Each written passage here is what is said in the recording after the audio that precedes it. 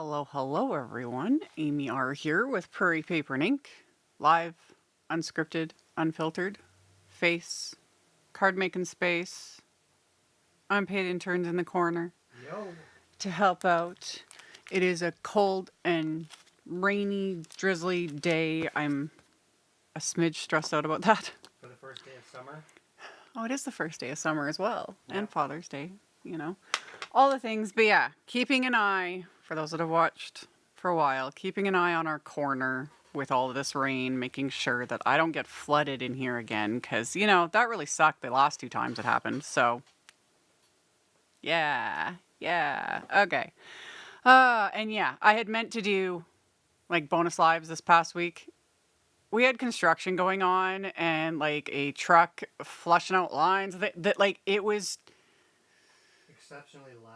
Oh yeah, both of us were losing our minds, like working in headphones because it was bad. I could not live stream this past week because of that. It was just like a ringing noise. So anyway, I'm planning on doing 1 or 2 bonus lives this week, possibly 1 tomorrow. We'll see. Stay tuned. I'm always flying by the seat of my pants. But hello to everybody tuning in. Oh, and I do have sale info. I'm like, as always, I got to get my thoughts together before, you know, we really dive right into it. But I'm using Altenew products. I have links to everything I plan on using in the description box below. My links are affiliate links. So it just means if you click on any of my links, you end up ordering something, I get a little kickback from that. Doesn't cost you anything. There's no hidden costs, whatever. And that's what helps pay the bills. And since I'm partnering with Altenew today, they gave me a code and it's a good one. You can get there we go. You can get the Petal Shaper Tool Set. This is for today and tomorrow. Because tomorrow night at like midnight Eastern, whatever time, that's when the code expires. But you can get it for 40% off. With my code AmyLive10, and the link is in the description box below the video, and he'll pop it in the chat and all the things. So that's exciting, and we're going to use it today. I've used it in previous videos, but we'll use it today, of course, as well. And yeah, I love this thing. So back to my face. And Mitzi is here with Altenew. So hello to Mitzi. So hooray. Okay, I think, yeah. We're good. Everything should be good. I don't have any other housekeeping. I haven't mailed out. Oh, I give away those that might be new. One, literally welcome to the chaos. You know, especially with my live streams. They can get just, I'm all over the place. However, I did prep work today. You'll see. We'll get there. But during my Sunday live streams, I give away the cards I make. Or card. Usually it's only 1 card. Sometimes it might be 2. We'll see. But that info is also in the description box below. And then at the end of the live, he picks a random winner. And then I put the card in a pile. And I mail them out like 3 months later. Because, yeah, didn't get to the post office this past week. So I did not mail out the previous winners. They're all here. They're not going anywhere. So they will get mailed out soon. It depends on everything, you know? But they will get mailed out. So, hello to everyone. And yeah, okay.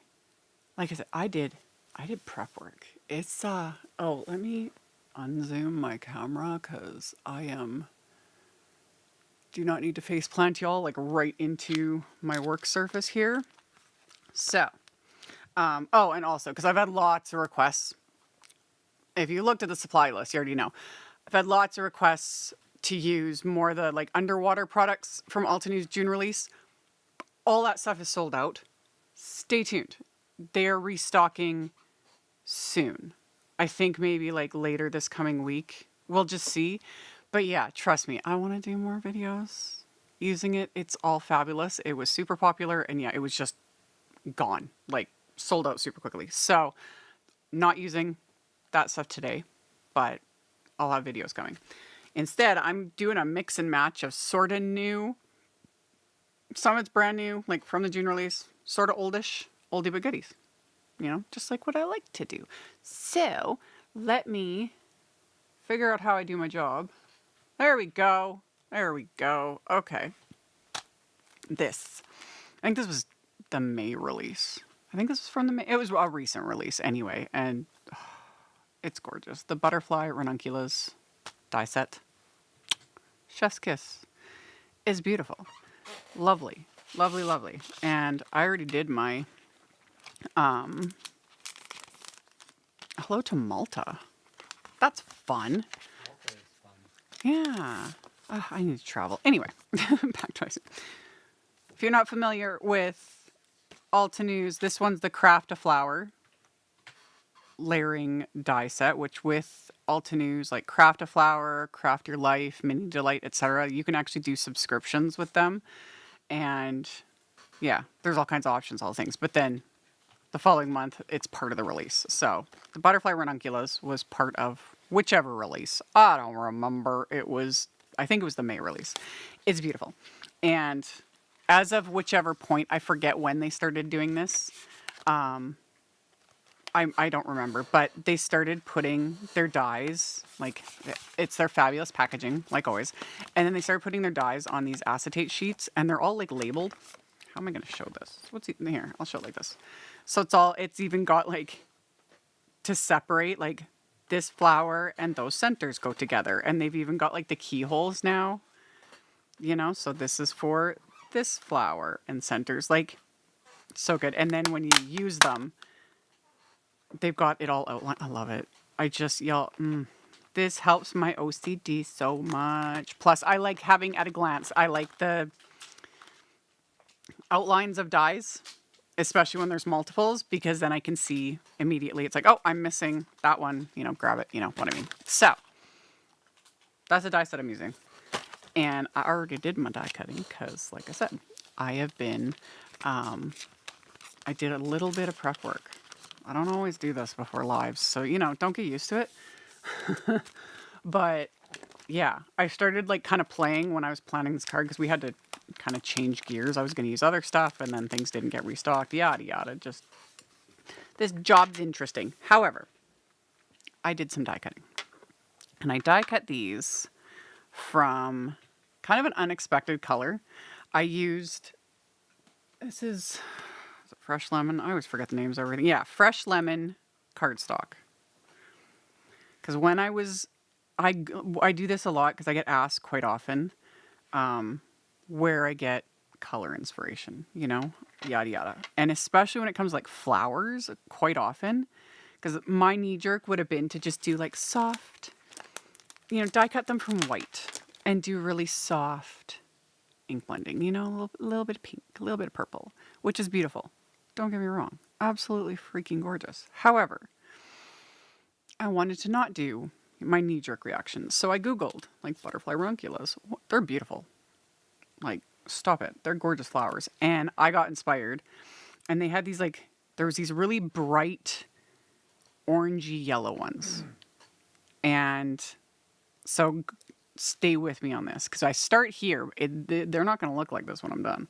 But I die cut all the layers from this fresh lemon, super bright cardstock, which definitely throws people off because it is. It's like a primary yellow almost, But when you add ink to these, that's when the magic happens. So let me get all my pieces. And this is one of their flower sets where there's not as many layers. Because again, if you're familiar with Altenew's, like some of their flower sets have crazy amounts of layers and also like just really odd shaped pieces. And then when you put it all together, it's like this gorgeous, iris, etc., etc. This set, like 4 layers. 4 layers for that flower, 4 for this, and I think it's 1 and 4 for this one. Like really simple. So like anybody can do it. And then with this one and this one doesn't have numbers or dots. Well, does it have any debossing? I don't think so. I don't know if I'll be able to, if my camera will pick this up. Focus. There we go. See? And then it's got numbers. 1, 3, 2, 4. debossed right into it. So it kind of makes everything idiot proof, which, you know, I need that. And then I'm sorry, I'm getting like distracted just keeping up with all of the things. Okay, so sticking them all to my grip mat. Just like that. And we're just going to start with just the flower pieces. And I need to set all this aside so that I have more space. There we go. So, and we'll get back to the petal shapers once everything is done. For the ink blending, simple. We're not going crazy here. You definitely can, like, especially with sets like this, you can take like all these deboss lines, and I've shown it in videos. I don't do it very often, but you can do things like where you take like the edge of your blending brushes, you know, and start adding ink and build, you know. I'm not doing that. There's options, but we're going to keep this. This is the type of blending that anybody can do. Because if I can do it, anybody can do it. So, starting with, because this is fresh lemon cardstock, so I'm going a shade darker. So we're using maple yellow fresh dye ink. It's going to be interesting to see how all these colors show up on people's screens, because I've talked about this. Like on my screen, it kind of looks like greeny yellow. It looks weird. Yellow shows up weird. It's kind of the bane of my existence. I love yellow. I love yellow ink and cardstock and all the things. It doesn't come through on a screen very well. It doesn't come through on a screen, and I have the worst time taking photos. And those of you that follow, you guys know, because you see what, you know, my finished card in my video, and then the photos are atrocious. My camera likes to make it look neon, and no matter how much editing I try to do to it, it's bad. It's bad. Yellow frustrates me from a photography and videography standpoint. But I don't care. I still keep using it because I love it and it's pretty. So, maple yellow, small blending brush. And right now I'm just like slapping ink on. As you can see, I'm not doing anything crazy, and I'm going like covering like almost the entire piece, leaving a little bit around the edges. Like you saw, I start in the middle and just work my way out, and then when there's hardly any ink left, we're like that. So this is just kind of our base, because then we're going to build the depth and the color.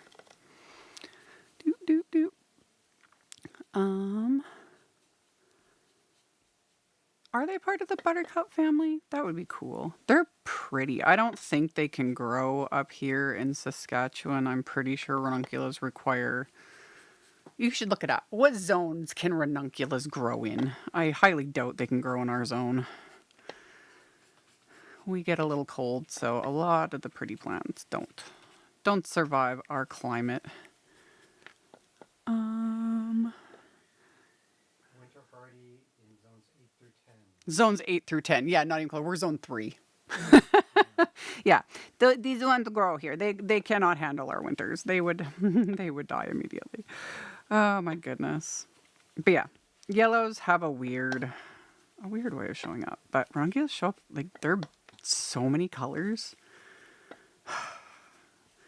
One of them signed the people that figure out how to hybridize plants, you know? Oh, yeah. They need to work on this next. Work on ranunculus so we can grow them in our very, very cold climates. Okay. So that's layer 1. Okay. And then, there we go. Layer 2, honey drizzle.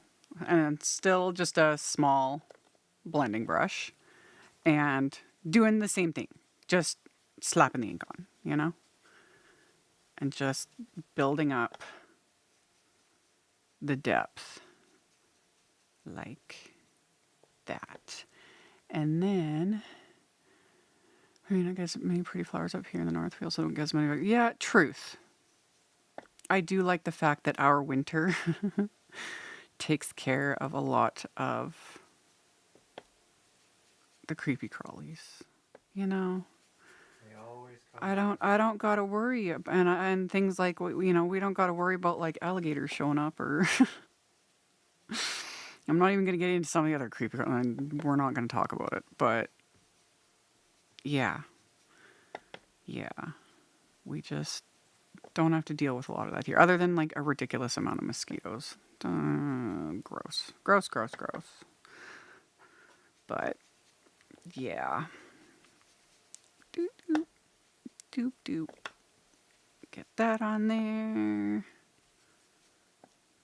And that one. And that one. Just kind of whatever's left on my mat, whatever's left on my brush. There we go. Okay. So they can be grown as an annual in zones 3 to 6. So that must mean that ranunculus are perennials in the zones 8 to 10 then, which wouldn't surprise me. We're going to have to keep an eye out then. Yeah. I don't know if I've ever seen ranunculus like at our local greenhouses ever. I'm going to have to keep an eye out. Because, man, even for just annuals, even just to have them over the summer, I would do that. Okay, lemonade stand. Now we're switching to smaller brush, the mini blending brushes. I always got to stop and remind myself, because I have a ton of blending brushes, man. I have so many blending brushes, and remembering all the names of all the things. Love, love, love, love, all of them. I love them all. And I get asked all the time, like, which ones do I recommend? Whatever I'm using at the moment, you know? Do you need a million blending brushes from, like, all the different brands? No. Remember, I do this as a job. I work with a bunch of brands. I also am a little bit weird and can't help ordering tools that I don't need doubles of, or, you know, things like that. And it's just like, ooh, new blending brushes, add to cart. But I wouldn't show them regardless if I thought they were crap, you know? Because that's happened. I've ordered things or things have been sent to me and I'm just like, no, thank you. But these, love. And I'm slowly working my way towards, I may become one of those people that eventually will have like a brush for, for every single color of ink, which again, if you know Altenew's colors, they have a lot. But man, I would love to have a brush for every, like, dedicated to each color. That would just be bucket list. All right, slowly getting there. Like, slowly, really slowly. Anyway,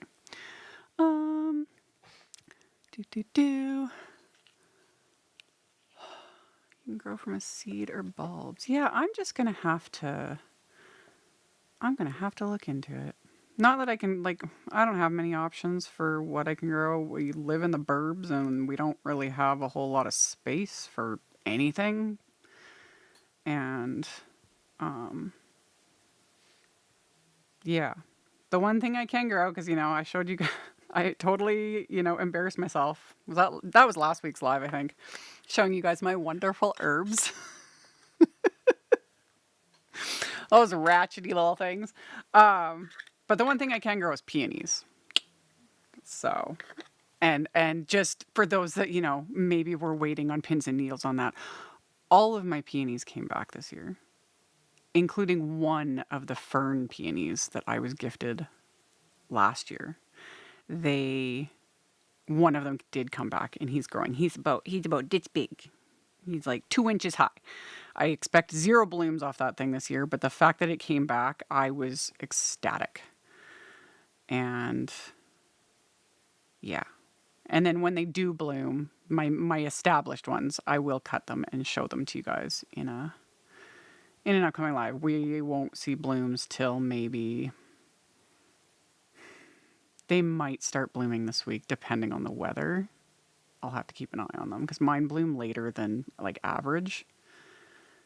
And then if we had the fridge vase, I didn't tell you this. If you take peonies, if you take the stem with the bulb at like the bloom, when it just starts to open, and then you cut the stem, you take off all the greenery, and then you roll it up in either newsprint or like just brown craft paper, and then you lay it flat in the fridge. It'll sit in the fridge for weeks.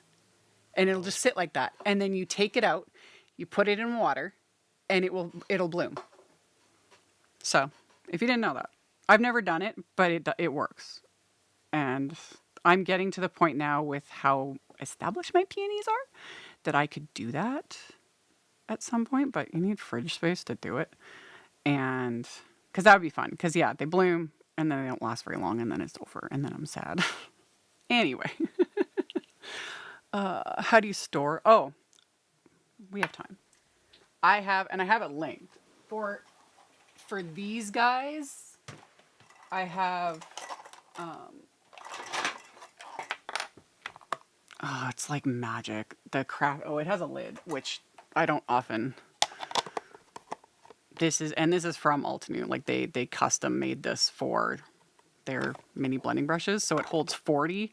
It's the Crafter Showcase, and it is, because seriously, like look at it. What I love though, I do plan on getting, because originally when I got this, when they released this, I was just like, oh, I'm set, because it holds 40. And because Altenew's colors come in 4s, like light, medium, dark, dark. So that's how I have red, orange, yellow, green, aqua, blue, purple, pink, brown, gray, black. Light, medium, dark, extra dark. And I was like, oh, I'm set. Like, this is perfect. I need more. Because these are good, but I need because Altenew has a lot of combos that are different, But these will stack. Because one, the lid fits and it's got little feet in it, but then they tooled the bottom so you can actually stack multiple cases. I might eventually. And then when I am working, I keep this off to the side, but when I'm working at my desk with these, I actually prop it up like this, vertically, and then I can just pull my brushes. And they're actually meant to go like this. You can put them brush down, and you can, because Altenew does do labels if you do have color, like a brush or a recolor. Have I done that? No. I just keep them all face up because then I can see at a glance. So that's how I store these guys. Everything else, I store all my other brushes. It's kind of random and I just throw them around. I don't have anything mind-blowing to show. It's a mess. So that's my nice that's my nicest storage and the best one. These I just keep thrown in a container. Altenew does have a little plastic storage thinger that will fit, because they fit in sections, I think 2 at a time. It's on their website. I'm tempted to get that because I use these now a lot. In fact, I have I'm getting to the point where I'm gonna possibly end up having do the same thing, 4 of each, light, medium, dark, because I use the small ones all the time. Okay. But yeah, I highly recommend that storage, and because these brushes, love. I use them all the time. My brushes are super saturated because I am constantly reaching for them. And like I said, I'm slowly building up my collection of brushes, and I'm going to get a second storage, and at the bare minimum, like I said, I would love to have a brush for a recolor. That's a lot of brushes. That's a lot of space. But for me, I think at the bare minimum, having 2 sets. So that set I showed you, and having a second set to kind of fill in gaps with some of the different color combo, etc. Because Altenew's got some interesting quads of colors that don't really fit, the marshland quad and with the green gold sort of shades, etc. So that's the plan. So we'll see where that all goes, but probably in the somewhat near future, because I've got another, I think, 24 brushes, because I've been slowly, because you also, if you're subscribed to the Build-A-Garden, the Build-A-Garden subscription with the stamp set and the dies, and it varies, but the Build-A-Garden subscription comes with a brush each month. So I've been, over the last couple years, however long, that's also how I've been slowly, adding to my collection. And yeah, it helps. I like it. I like having options. Okay. So that was Snapdragon. See how, like, the depth. The depth. Okay. I'm already at the point where I need a second carousel for the inks. I know. Same. Well, I have to put together the carousels I got because I have like stacks of their ink pads now. Okay. Now we're into terracotta. And this is just going to bring that deeper orange, like depth to these pieces. So we started with that really, really bright, fresh lemon shade and just adding ink. And I've talked about this when it comes to like ink blending. Can you start with white cardstock? 100%.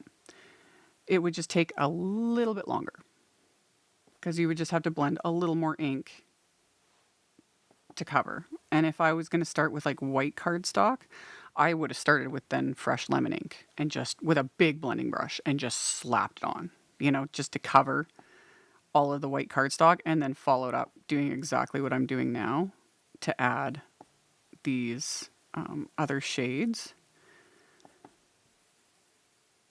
So the bonus of having, sorry, my brain keeps stopping. The bonus of having the color cardstock, it's convenience, a little bit of speed, plus it's just nice cardstock. Altenew's cardstock is a little bit lighter weight than kind of what I call industry average, because most of our heavyweight cardstocks are 100, 110 pound on average-ish.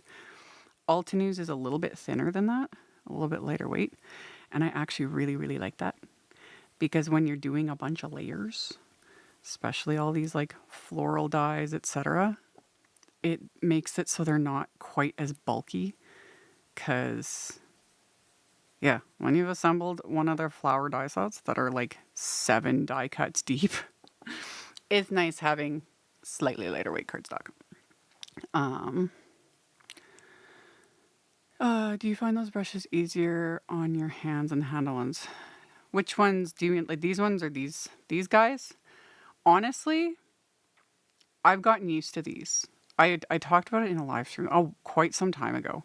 When I first got these, I found it difficult. And I'm not exactly sure what I was doing, but like, because I've got wrist issues, borderline carpal tunnel, things like that. And I remember talking about like, it'd be so nice to have like a longer handle on these brushes. And it was like, if I had a 3D printer, I would make, handles. But for I don't know how long, I think after I'd used them for a while, I don't even think about it. And it doesn't hurt. Like, and I reach for them now all the time. So I don't know if I changed how I was using them. I think I might have been using them like this when I first got them, and it just started to ache. And now I hold them like this and I just slap on the color, So love it. Love it. And then these ones, love. Love. Doop, doop, doop, doop, doop. There we go. And this would have been done faster, but I get sidetracked and answering questions and playing show and tell with stuff. Okay. So, slap on this like that. And again, kind of whatever's left over on my brush, whatever it picks up off the grip mat. Just getting it. I think we're good.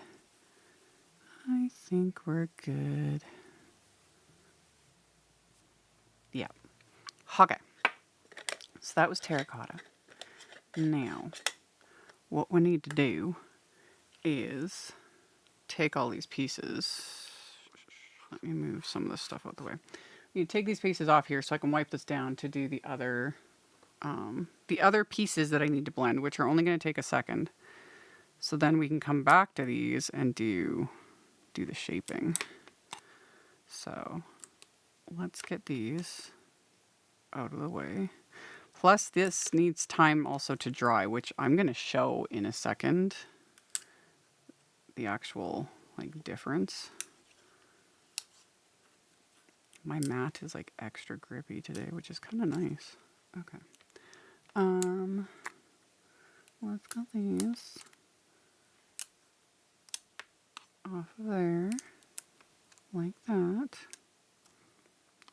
Oh, it doesn't really matter. I'm like keeping all my little piles separate, but they have keyholes. We don't need to worry about that. Okay. So, which I've talked about a million times, photopolymer grip mats. You do not want to use alcohol or solvent style cleaners. I just use a baby wipe. And then if I really need to, I will take a photopolymer stamp cleaner and we'll clean it. And if my mat is really, really gross, I will take this to the sink and just rinse it off with warm water. Mild dish soap works as well. You can rinse it and clean it and then let it air dry. Don't put your mats or your stamps, don't let them sit. Don't let them soak because that will ruin the photopolymer. Because it'll start to absorb and it'll start getting gummy, and especially with these like larger grip mats, you don't want that. Or your stamps. You don't want to wreck them. They will stain. Mine's all stained. It's fine. The staining is fine. Okay. So I didn't die cut all the greenery to show in the live. I did all the other pieces off camera. So I only did the stem and then this piece that's part of one of the flowers. And I die cut these from Limeade cardstock. So also just a really bright green, which isn't going to look like that when we're done with it. And then the flower centers, which I don't need those pieces. I'll just put that one, and then we've got these two little pieces. The flower centers I die cut from Mocha. Yes, Mocha cardstock. And then, there we go. So then for the greenery, we're doing the exact same thing. And this will be quick because I actually did prep work for once. Who'd have thunk? So lime, small blending brush, and this we're just like slapping on to these die cuts. Just like that. And then this one, I'll add a little bit of ink. This piece doesn't really matter because it's the keyhole piece. So this is getting layered on top to cover it. So pieces like this, yeah, it'll make sense when we put it all together. Yes, this is Altenew's. What's the official name of it? There's an official name of it. I don't remember what the official name is. If I had my list in front of my face, as it should be, the Ultra Sticky Mat, the 9. This is the 9. This is the big one. It's hanging off the bottom of the screen, but this is the big one. Love it. Love it. And yeah, everything is linked so far in the supplies. And if I forget anything, that's where the unpaid intern can come in handy and help. But I think I'm prepared. Okay, fresh leaf. So we'll get that on there. Like that. There we go. And then that piece. There we go. And then, so lime, fresh leaf, reindeer moss. Love that Altenew 9x14 mat. Oh yeah, I love them. It is good. I remember when Altenew first, because not this large one, but the when they released their first stamp wheel. And I remember thinking like, I couldn't wrap my head around what I was seeing online with it, because the grid on the back of this, it just made it look weird. And I was like, what are they doing? Like, what is this? What's happening? You know? And then when I actually got my hands on one and started, I was like, oh, well, they knew what they were doing. This makes sense. Because, yeah, the images online look weird because of the grid, but the grid is only on one side. The top part is solid, smooth, you know, you're good to go. And because of the grid, it doesn't fuse to your surface, but it still can hold. Mine would hold better if I actually wiped. I need to wipe the back of this because it gets a little dusty and then it doesn't like sit, but it's fine. It's fine. And yeah, they will stain. My mat's stained reddish pinkish. Oh yeah. Some of my mats, which you guys have seen, are heavily stained. Like my smaller Altenew mat is like bright pink. It's fine. You know? And the more stain they get, they're well loved. Okay, green opal. Throwing that in there. Doop, doop, doop. To give all that fabulous depth. And then again, whatever's kind of left over on the mat and the brush, I'll just throw it on that piece, even though, again, you're not really going to see it, but I can't help myself. So that was the greenery, where you start with same reaction. I know. Sometimes I question. I question things, and I'm just like, what are they doing? And then I shouldn't judge, because when I get things in my hands, I'm like, oh, it makes sense. Anyway, starting, ending. But always remember that all these inks soften a bit and dry back a bit as they dry, which I will be able to show, because I say it all the time, but it's kind of hard to understand what I'm saying during a live stream. It's like, what do you mean? But I will. So we'll get to it though. So then for the flower centers, I'm just using micro blending brushes, specifically the size 7. Because I was like, let's go big or go home. Let's use all the brushes today, okay? Because the set of these has the size 10 and the size 7. So those are that size. I use these a lot. So just to give you an idea. So these are the micro, 7, 10. That's the mini, to give you an idea. And that's the small. And they're all great. All flat bristles. And I use them all. You know, options, friends. Okay. So cocoa cream. This one, just boop, like that. And then I'm gonna go in Choco Hazelnut. Like that. There we go. Boop, boop, boop, boop, boop. And then last but not least, we go in with espresso. Like that.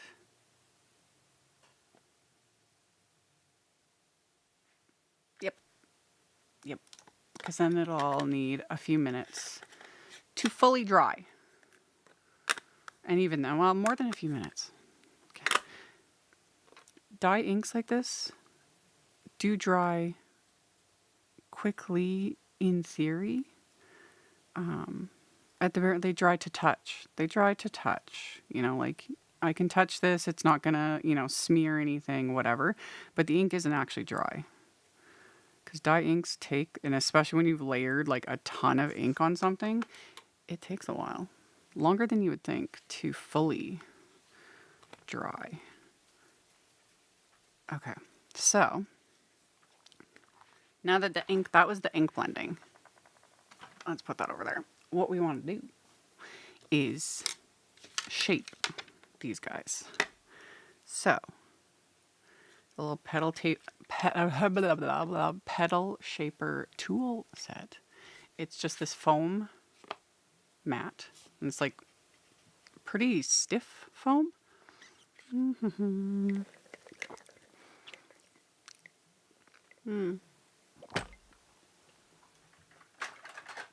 I need to get some more of the large brushes. This is Altenew's large blending brush. Okay. Small, mini, micro. So tiniest one is the size 7 micro. Love him. And then size 10, the mini, the small. This is the large. And I've only got a couple of these so far. I'm slowly getting more of them. These have been... I had just this one for the longest time and I didn't use it. And then I pulled it out for a project and I just... and stopped. I was like, I need at least one for each color family. You know, one for reds, one's for blues, whatever. And yeah. It's nice. It's got its own like self-contained storage and it's ridiculously satisfying. So yeah, that's the large. Okay.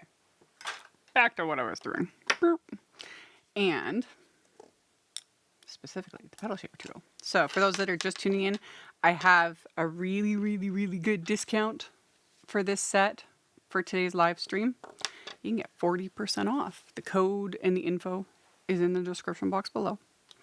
And yeah, you got foam, and then you have 3 stylus tools with all their different sizes. And like I said, I've shown these in other videos, like using with shaper, but I also use them to place like specific splatter, which comes in really handy because you can have your like pool of gouache, what have you, and you can just like dip your stylus tool and you can like use them as dotting tools and you can use them that way. So I love it.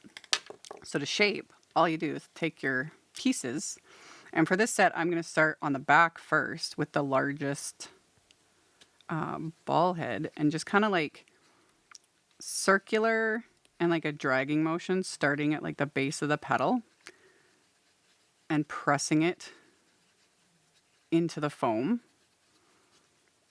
because that starts to like break up the paper fibers and creates dimension. And again, sky's the limit. You can choose how much or how little you want to do depending on what die set you're working with or what, you know, how much dimension.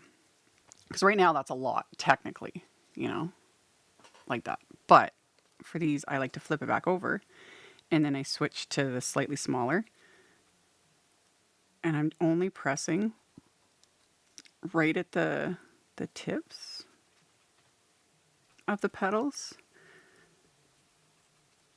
So that's going to just create kind of a, almost like a wave, you know, so the petals will go out and then kind of come up a little bit, which again is not actually going to create as much bulk. Once this is all adhered, you'll kind of be surprised. But again, so you go from flat to dimension. Does that make sense? Does that make sense? So, and the neighbor's dogs are losing their minds. They think it's amazing. But yeah, it's just simple, you know? So, got that. And then we just got to repeat onto the next layers. Like that. And so it's curling it up. And then I flip her over. And then press along those edges so that it creates that bit of a curve, you know? So this will just give a whole bunch of extra dimension, but it's not going to create like a ton of bulk.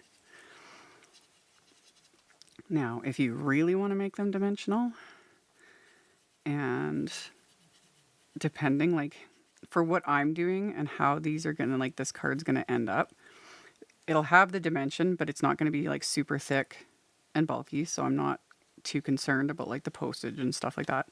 But if you want to create like serious dimension, is you can do all this shaping, and then when you go to adhere everything, you can insert little bits of like foam squares, etc., between the petals to like permanently keep everything like super, super dimensional. I only do stuff like that when it's something that, you know, a card I'm making specifically for someone, generally hand delivering. I think I did that in the peony card I made. I should have linked that. After this live is over, I'll put the link to it in the end screen. You could put a link to it, sir. What am I looking for? A candy card? Yes, it'll be the sort of the peachy orange one. It was months ago. You'll have to scroll down a bit. Keep going. Does it say peony in the name? You'll see it. It's the one I gave. Where to keep going? Keep going. Right there. This one? No, scroll down. Right there with the peach and that one. That one. I can't remember if I inserted. I don't think I put foam squares in between the petals, but that one was fun. But yeah, I shaped the petals and I went, and that one is the one where I took the ink, and in the video I show, I used the brushes on their sides and like I built dimension with ink and then with the tools, and it was fun. It was fun. I went all out with that one. And then I added that fat little bumblebee. Love. Okay. If you use really heavy cardstock. Yes, if you are working with heavyweight cardstock and you want to do something like this, just like Angie posted. If I was working with heavyweight cardstock, depending on the pieces, you don't even need to, but it would depend. I would take, and I wouldn't do it on here, I would take my pieces and lightly mist the back, like barely. You barely need any water, just a light mist. That would soften. I would be careful when you do that though, even on heavyweight. It would depend. It would depend on how much water and the cardstock, etc. But I would start with barely any, because that'll soften it and it will curl naturally more as well. You just got to be careful because the water is already softened the fibers, and then depending on what you're doing. So I would start just gently, you'll know, because you don't want to tear the cardstock. But if you start with like the largest size, you should be good to go. Because I'm applying quite a bit of pressure to this and it's totally fine. The only areas where I would be, be a little careful around like narrower areas where the cardstock is small, So I'm not like going in there. But yeah, considering how heavy-handed I am with things, I have yet to tear cardstock using the petal shapers. So I'm not too concerned, but it's always something to just keep in mind. So yeah, and we just keep building all this dimension. And things like this are usually, like, I'll just be like zoned out, I'll have a YouTube video on or a show or just, whatever. And I'll just be plodding along, making all my shapes. Do you find that the ink on the paper has a different feel when shaping than paper that doesn't have any ink? Maybe a teeny bit, but not a lot, honestly.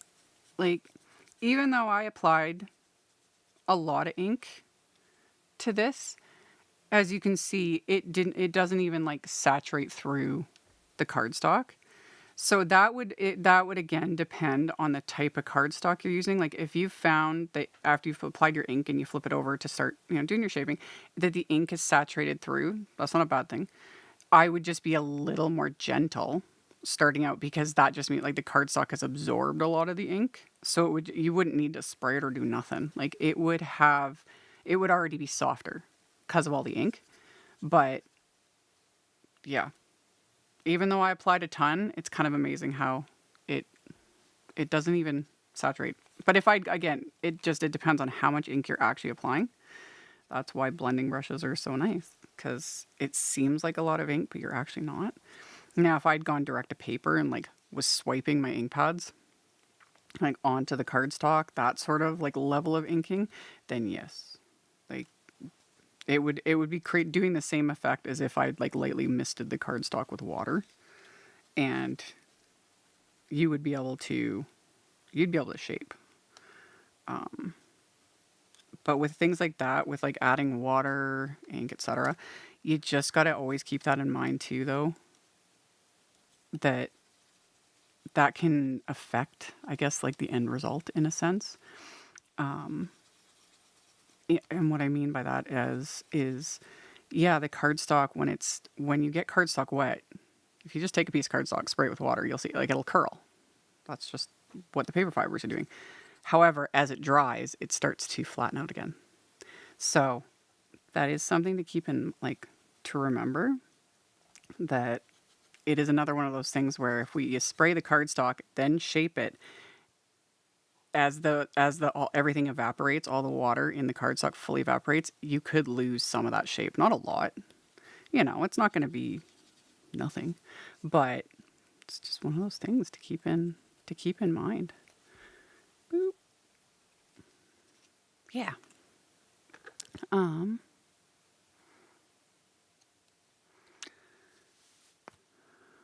asked because I've tried alcohol markers versus dye ink versus oxides. All have a different feel to them under the shaper tool than with no ink at all. Almost a touch grabby. Oxides would be grabby. But you notice all my shaping I am doing on the back where there is no ink. And dye inks, for the most part, are not going to create much resistance. They might create a bit. Alcohol inks would create a little bit of resistance. Like if I'd colored this with alcohol ink and then went in with my shaping tool, alcohol inks, while they are transparent and, dry quickly as the alcohol evaporates, etc., alcohol inks are actually very sticky. Like, so those would create, that sort of grabby feel to them as well. And then things like oxides and pigment inks, because there's pigments in them, those are grabby. Those you would literally, they would catch on the tool. All different substrates and different mediums doing different things. Doop. Okay. It's likely the paper I'm using that. Yeah, and the paper itself as well. Different papers are going to do different things, different types of cardstock. Altenew's Crafty Necessities cardstock is pretty smooth. More textured cardstock is going to act differently. And it's a specifically textured cardstock would be very interesting with something like this. Because textured cardstock, you think like a grass weave texture, that sort of thing, like this would press out a lot of the texture. Depending on the brand and the type, it could actually maybe create some really cool things, but yeah, it's interesting. But yeah, different papers doing different things, different inks, so that's the fun of it. Different supplies, different tools. There's something for everyone. Everyone's got their own style, and sometimes you just gotta experiment. Okay. That was all the shaping. Oh, that didn't take me very long. I have no idea because I was yapping the entire time, as per usual. Okay. So, when I talk about inks softening and drying back, because what you see when you first apply the inks, the color, you got to remember that they're going to change a bit as they fully dry. Now, I say those things and it's like, you just got to believe me. I actually has an example. So we've got the pieces that are going to do this flower. I'm just going to loosely kind of fit this together just for a more accurate look. So when this is done, it's going to look kind of like that. So there's the one, that I just inked. This is how it's going to look when it's fully dry. I use the same cardstock, the same inks, everything.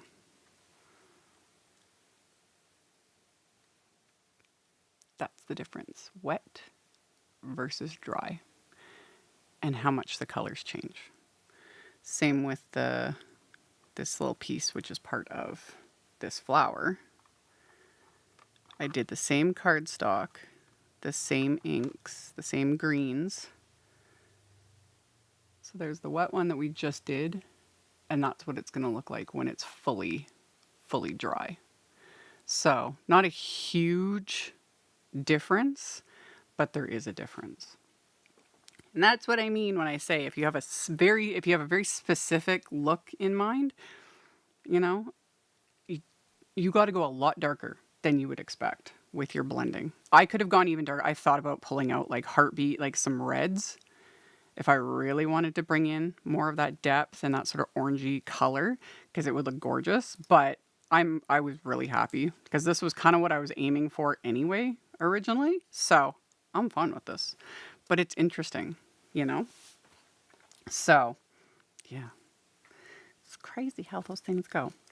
So what we need to do is layer these together and glue them down.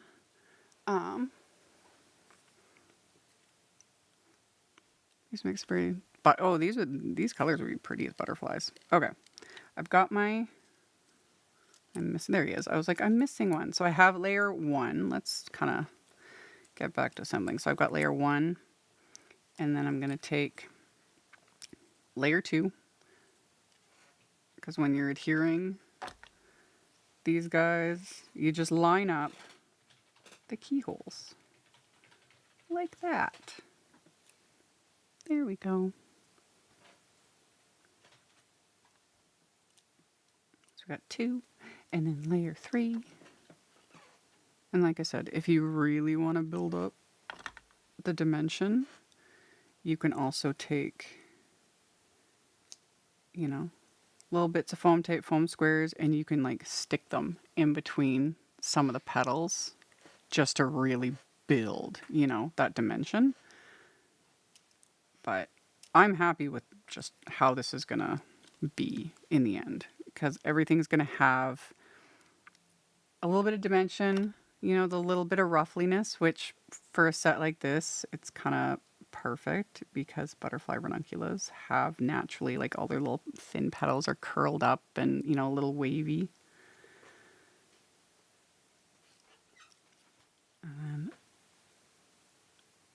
And what I should have done, I guess, was had one assembled that was just not shaped at all, like just flat cardstock. Like, it's pretty flat cardstock, but the shaper just gives it like all that little extra bits. You know what I mean? So I got that. And then for my little flower centers, doop, let me get over here. He's being a bum. There we go. So then I don't always keep this piece. There's generally always a piece for the different flower sets that it has. And this is just to line it up so that this next solid piece, you know, it just makes it easier to line things up.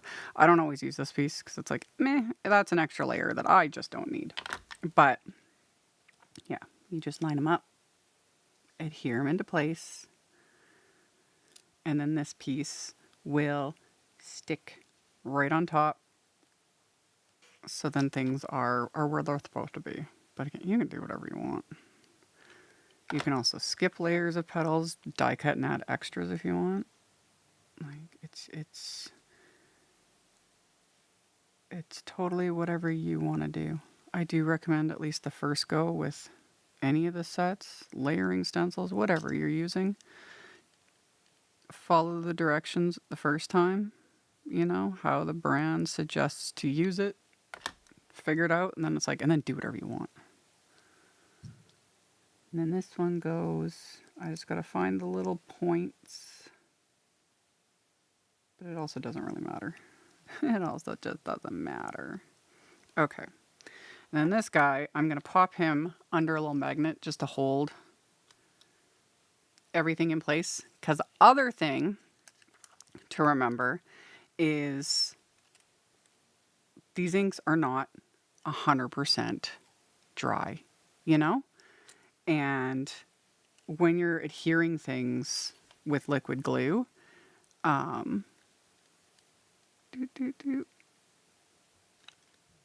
things can just start popping apart. So just got to keep that in mind too. Because there's a lot of moisture between the ink and then the glue, etc. So that's basically an argument for have patience, let things dry. One, I'm live. We don't got time for that. But two, do I have patience? Never. Do as I say, not as I do. We go. So then we'll pop that guy in. And then this is layer 4. Like that.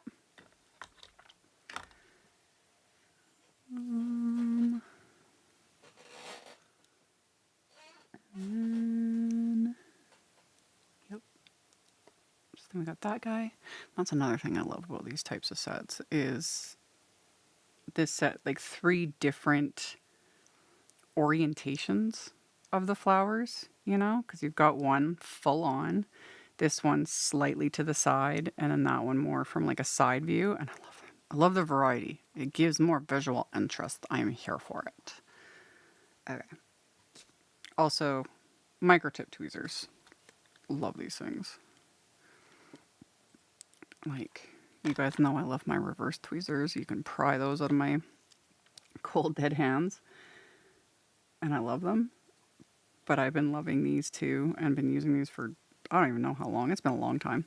To pick up my little die cuts, especially when I'm adhering, things like that. Kind of keeps my fingers out of the way so I can actually see what I'm doing. And we, see, he didn't. I moved him. Emergency. See, the glue wasn't dry. Amy was moving too much. There we go. Proved my point. Okay. Line him back up. And he's fine. Doop, doop, doop, doop. Also handy, these guys, to keep me, like I said, from getting glue all over myself. There we go. There we go.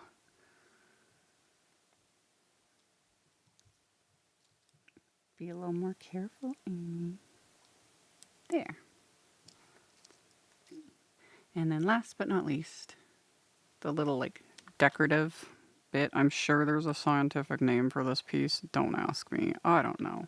If you want to know the actual proper names of things, that's where you go to JC Gaspar's videos, which he does a lot of videos on the Altenew channel as well. And he knows the scientific stuff about flowers. I learned a lot from just watching his card making videos, and I was like, I did not know that. Okay. And then this little guy. And I already forgot. Where's the packaging for this one? Not that it really matters. But yeah. Sometimes depending on... Oh, they did it on this. Yeah. So I've kind of talked about this with the whole keyhole system. Some of them, like I showed, have the number like on the die cut, like on the actual cardstock. After you die cut it, it'll say 2, 3, 4, etc. And then with some dies, depending on how it's set up, because it's so, like some layers are really small, instead of numbers, they'll have dots. So it'll have like 1 dot for layer 1, 2 dots, 3 dots, that sort of a thing.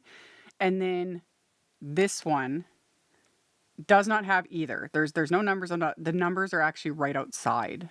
So if you had like the scrap of cardstock, again, it's not the end of the world. But yeah, the numbers are right in between. So there's layer 1, 2, 3, 4, and then the whole layering guide like on the inside, which is always handy. Always handy. So we just need this piece is layer 1 and then this piece is layer 2. Simple. Simple. I hated reverse tweezers when first starting out. The reverse tweezers take a minute to get used to, you know, because you expect tweezers to like you squeeze and it works. And reverse tweezers are literally reverse of that. So when you're not squeezing them, they're actually pinch tight. So it's when you squeeze them, they open. Reverse. They do. They take when I got my first pair of reverse tweezers, I was like, this is backwards black magic. What is this? Yeah. All the different little tools all have their place. I love my reverse tweezers, and then I really love having just a pair or two of regular ones. Because yeah, I use these just to be picking up things and, you know, all of that stuff. Okay, so we got that piece. And then this guy is layer 3.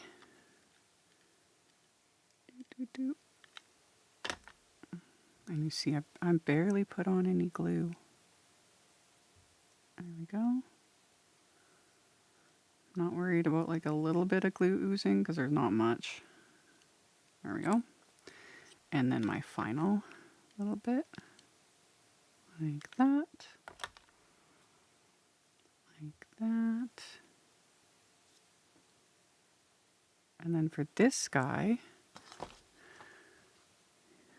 you can choose to use a stem or not. I'm going to use it for this one because of the layout I have like planned. So with the stem, there's another keyhole for this flower so that they, so that it lines up like that. And you can do it either way.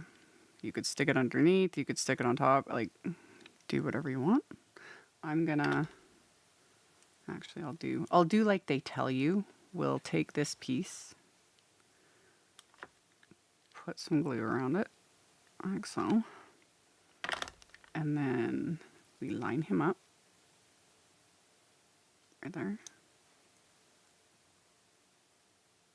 Like that. And then that piece lines up right there. There we go. I have 4 reverse tweezers now. Yep. Reverse tweezers, you need multiple pairs. I have discussed this. I have explained my struggles. When you only have 1 pair of reverse tweezers, they would disappear. And yeah, I use them as little clamps too. And I now have, and then they multiply after a while. I have more pairs than I know what to do with. And I don't know where some of them came from. But once I got more than 1 pair, I stopped losing them all the time. And then these guys, I need to get a 2nd pair. I haven't lost him, you know, I haven't lost him yet, but it's only a matter of time. Okay. And there, isn't that pretty? It's so pretty. And I got schmutz on it, which isn't going to matter because of course we're going to add a bunch of splatter when the time comes. But yeah, but like the shape is, like it's not pretty. And yet it's not like, it's not going to create like a ton of bulk on my card front. You know what I mean? Like, I like the Petal Shaper tool set a lot. It's a handy little set to have, y'all. And especially at 40% off, because seriously, they are handy. Okay.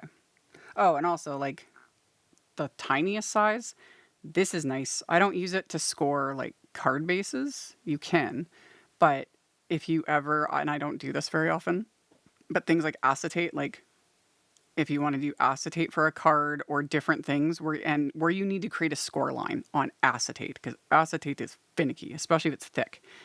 That's where like a metal stylus tip to like really, because you can get right in there and like score it, you know, to create a proper fold.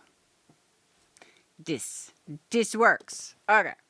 So we have all my little dimensional, and they're like, you know, frilly. They got their dimension. It's pretty. It's pretty. Now what else am I doing? Oh, we're gonna hot foil. I'm doing all the things today, y'all. We're gonna hot foil. I'm gonna use my Letterpress. We're gonna heat emboss and splat. All the things. I need to plug in my glimmer. I told you we're gonna go big or go home today. That's what we're gonna do. So this guy needs to heat up. And while he heats up, we can heat emboss. Let's set these aside. We can heat emboss the other background because I'm using more than one background. Because again, am I just ridiculous? Yes. Yes. Okay. I need to make space for all my things. Okay. He's off to the side. and turned on. So now he can heat up. I also need, there we go. Let's hope I don't blow any breakers. Okay. I also need this. So I pulled out oldie but goodie favorite. This was released, I don't even know how many years ago. This is old. This is Altenew's Pinstripe Stamp Set. Like that. And you can't go wrong with a stripe. This is like a staple. And when I ordered this last year, I forget when. It's been a while. I ordered it. It's old. Still available. And I stamped like panel that I keep in the packaging that I've used in other videos. So I've got, you know, some black and white stripes to use on things. Love. Anyway, cannot go wrong with a good stripe because it goes with everything. And then,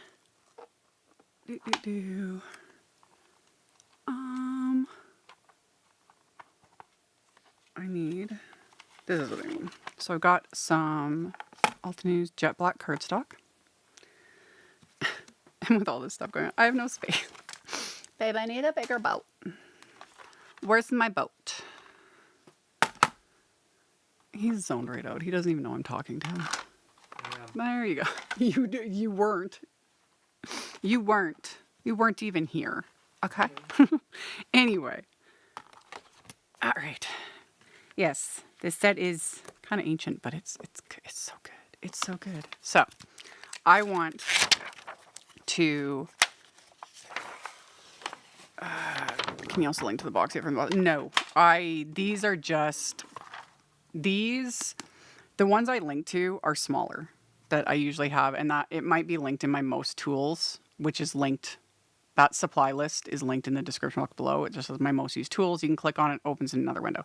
The ones I have in that list are about this big, which is a decent size. These containers for my embossing powder, they're from the brand, like, I don't want to tilt this too far, but the Systema brand. These ones are sandwich containers.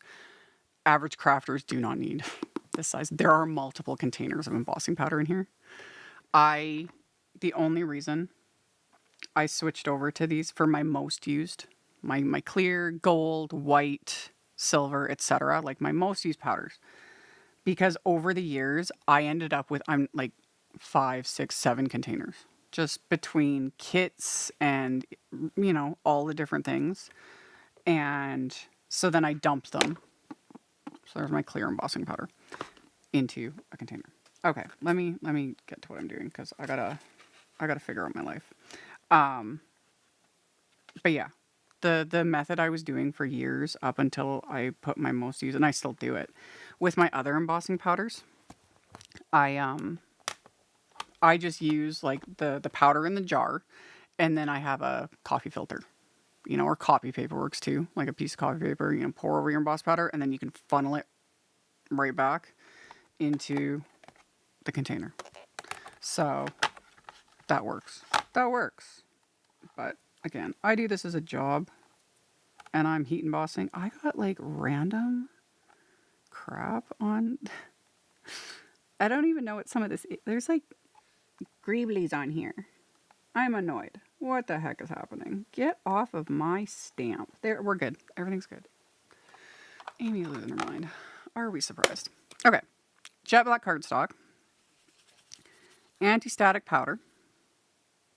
Just to give me a little crisper of an embossed image. This also does not need to be perfect. This is going to be more of an accent element to my finished card. Like so. Good enough. And then I'm going to ink this guy up with clear embossing ink, which I'm just using birthmark, but any clear embossing ink is going to work. Doop, doop, doop. Like that. And then we're going to stamp this on the background.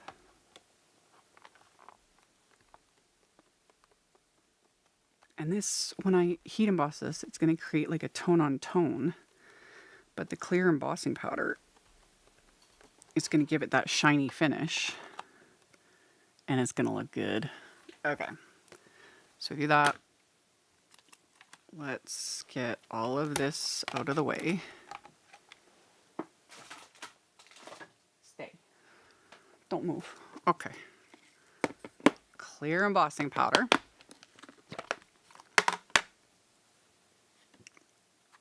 Like that. And doop, doop, doop, doop, doop. Tap off the excess.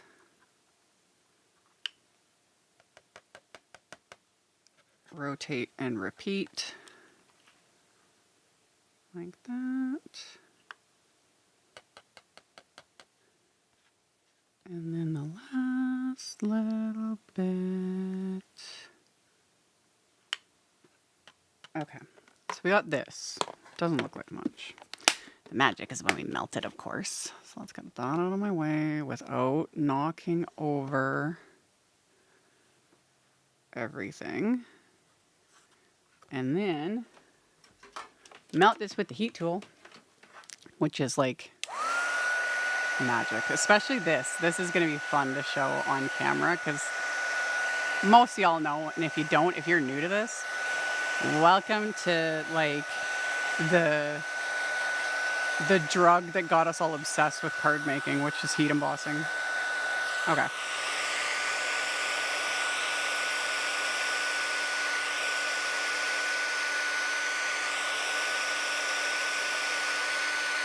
It's always so fun.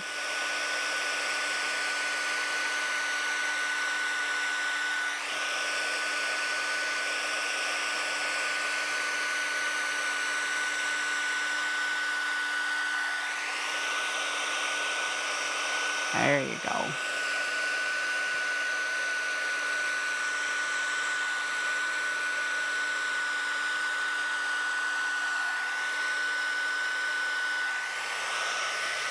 And then rotate.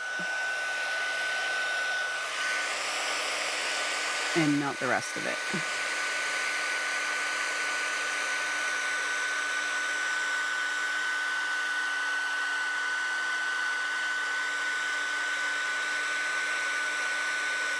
It's like magic.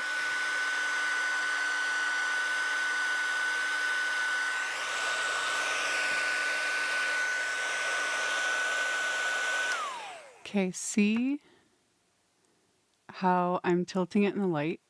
And like right there, just it's faint, but see how everything's like reflecting except for like that one little spot? That's what I mean when I say I tilt it in the light and then whatever looks like dull and grainy, it's like that one little spot that isn't fully melted. So then I can just quickly hit it. Just like that. And now, see how it's gone? Because all of it is melted. So, it's like magic and I love it. And then you just let it cool off. My work surface is really cold, so that helps. You let it cool off, and then I just use, because you can see that's all the anti-static powder, which is not pretty. So I can buff that away with a microfiber cloth. But again, I'm also not super concerned with a couple of splotches.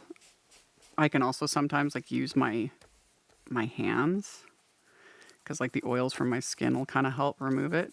But I'm not using this entire background, plus we're adding splatter, so I'm not like worried about it being perfect. Perfection's overrated.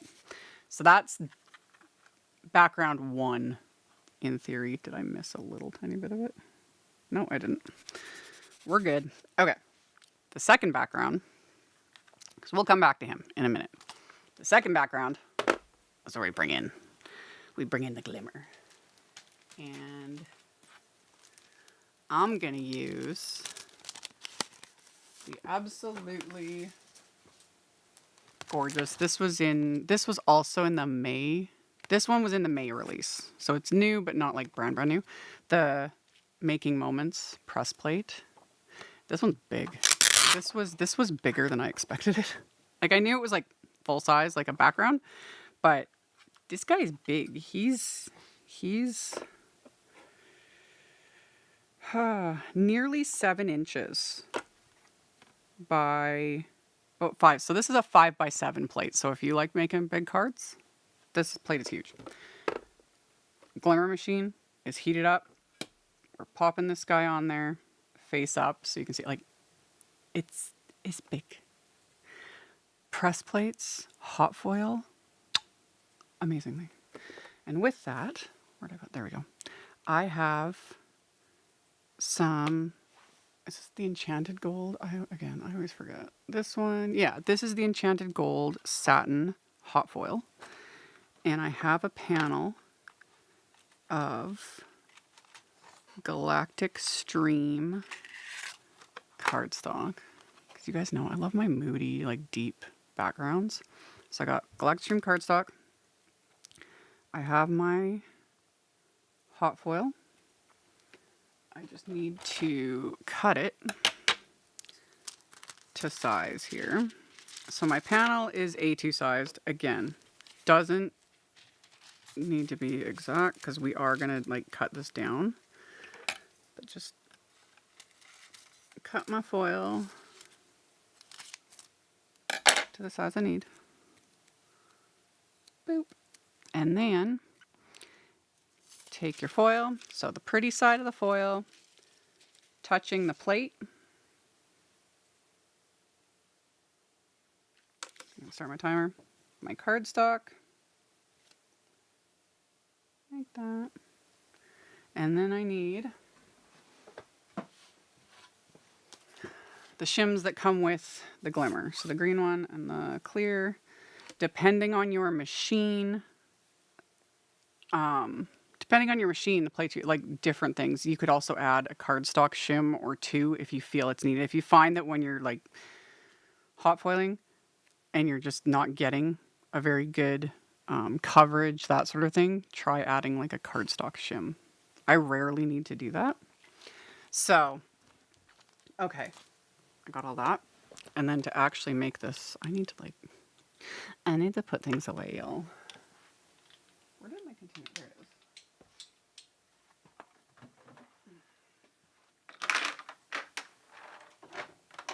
Just give me more space here. So I'll move him over a little bit. Timer's gone off.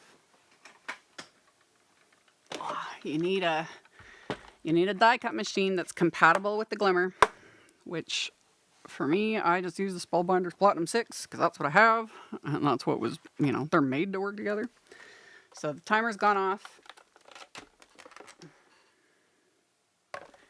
Take the whole thing out and then run this through. So the glimmer machine gives all the heat to the plate. The glimmer hot foil will add the color. The die cut machine gives the pressure to press that plate into the cardstock and the foil. And I run it through real slow to give it that time. I'm going to need him again in a little bit to give it that time to go together. And then we've got that. And you let it like sit for a little bit, let it kind of cool off a bit. And then the moment of truth.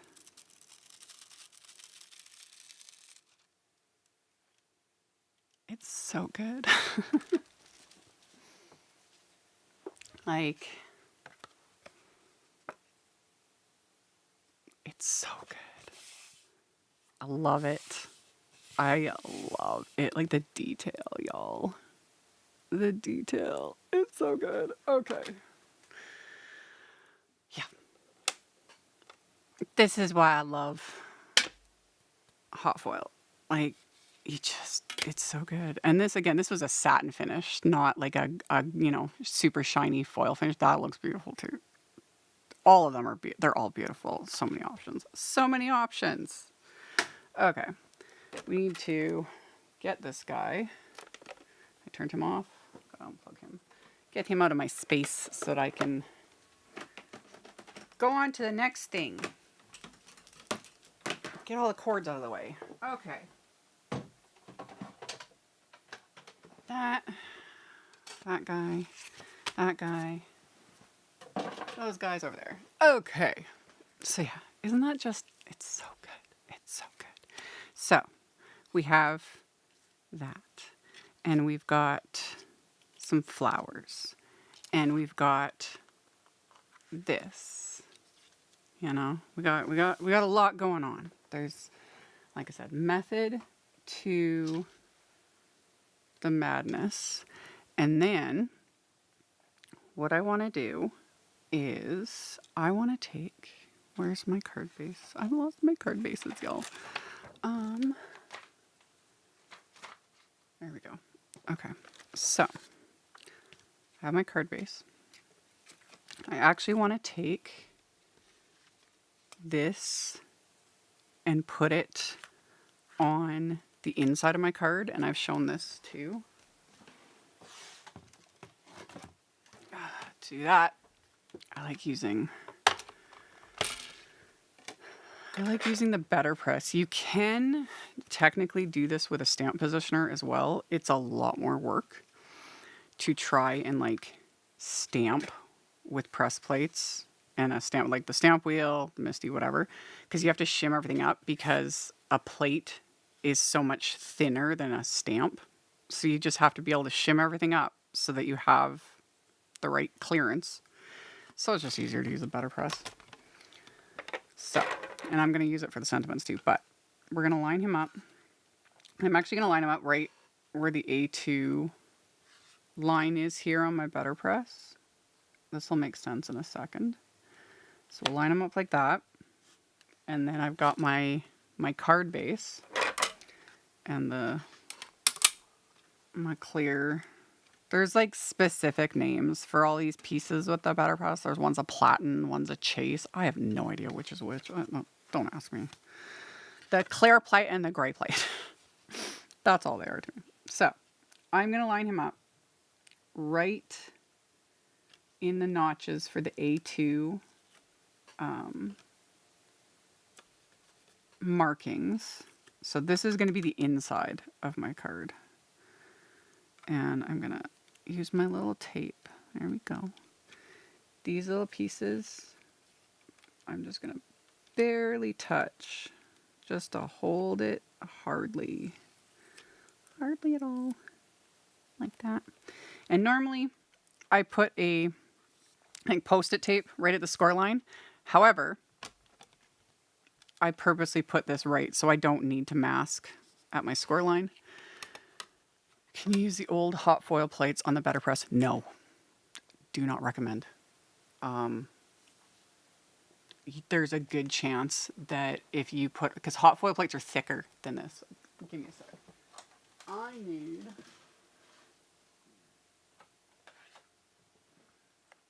do I want to do dewdrops? Yeah, I want to do dewdrops because it's like the lightest shade of Galactic Stream because I want something pale.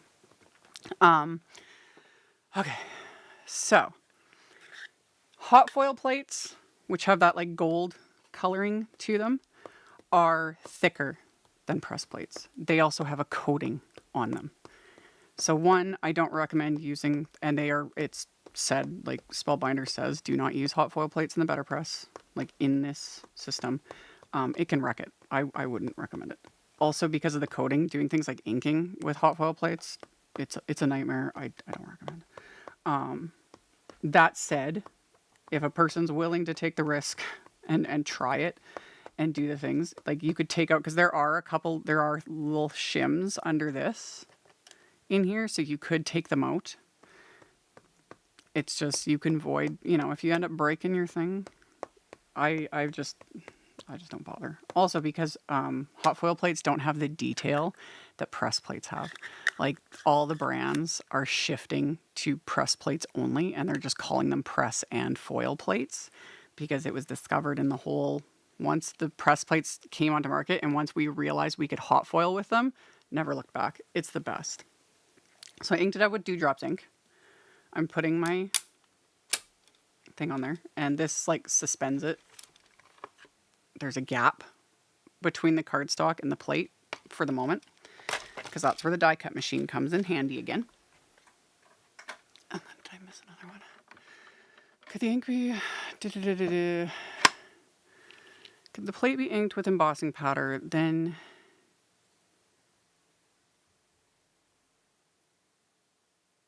could the plate be inked with embossing ink? Then use sticky embossing powder. Would you get a similar result with the Ranger metallic sheets? Yes and no. You would get our result. It would not look anything like hot foiling. Not even close. It also would not have any of the crisp detail. You would lose all that detail. It would still be there within reason, but the embossing powder is going to be thicker, you know, so you'll lose that detail. Also, you always have to remember, because people have asked, can you like just heat emboss? Like, could I ink up my plate with embossing ink, run it through with my cardstock, pour over embossing powder? You can, but you got to remember that the whole purpose of press plates is to press into the cardstock. Heat embossing is on top and raising. You know, it's thicker. The embossing powder is thicker. It sits on top. So you're kind of doing two opposite things. It'll work, but you won't get the detail. You know, that crisp, especially if it's a really fine line. However, it can still be really pretty. Just have your expectations a little lower, like one like this. You're not going to have all that detail, but you could press this with clear embossing ink. You know, use your anti-static powder tool, ink this up with embossing ink, press it, cover it with emboss powder. But it will also make it difficult for the embossing powder to cling to everything because this is pressed in. I hope I'm making sense. So the embossing powder isn't going to be able to cling depending on the cards. Like thinner, this is Altenew's Galactic Extreme, so it's like thinner cardstock. It's not deep impressions, you know what I mean? So a thinner cardstock like this would work better if you did want to press it with clear embossing ink, pour over embossing powder. Like, it will work. It's just, you just got to temper your expectations. There's the inside. Just pretty. And I don't know if my camera might pick it up. Can you, yeah, see? See how it's pressed? The shadow from my finger hopefully is really showing that, how it's like pressed into the cardstock. And like, so crisp. So that's what I'm talking about, like how that is like in the cardstock. It's not sitting on top like it would with a stamp, because when you stamp, that's sitting right on top, you know. But with press plates, it's pushed into the cardstock.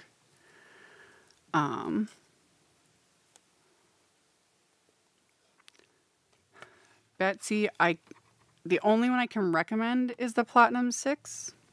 Only because I don't have the Gina K Intricate.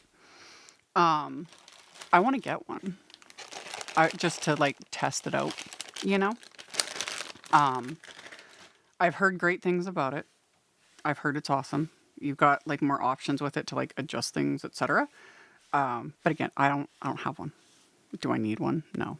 I have a lot of die cut machines. But for manual machines, you can't go wrong with the Platinum 6. It's amazing. I love my Platinum 6. I've had it for years, and it's a great machine. So yeah. And then with the Platinum 6, because with the better press, with my glimmer, it's all meant to work together. So I don't even have to think. I do like that aspect. I like not having to think, you know?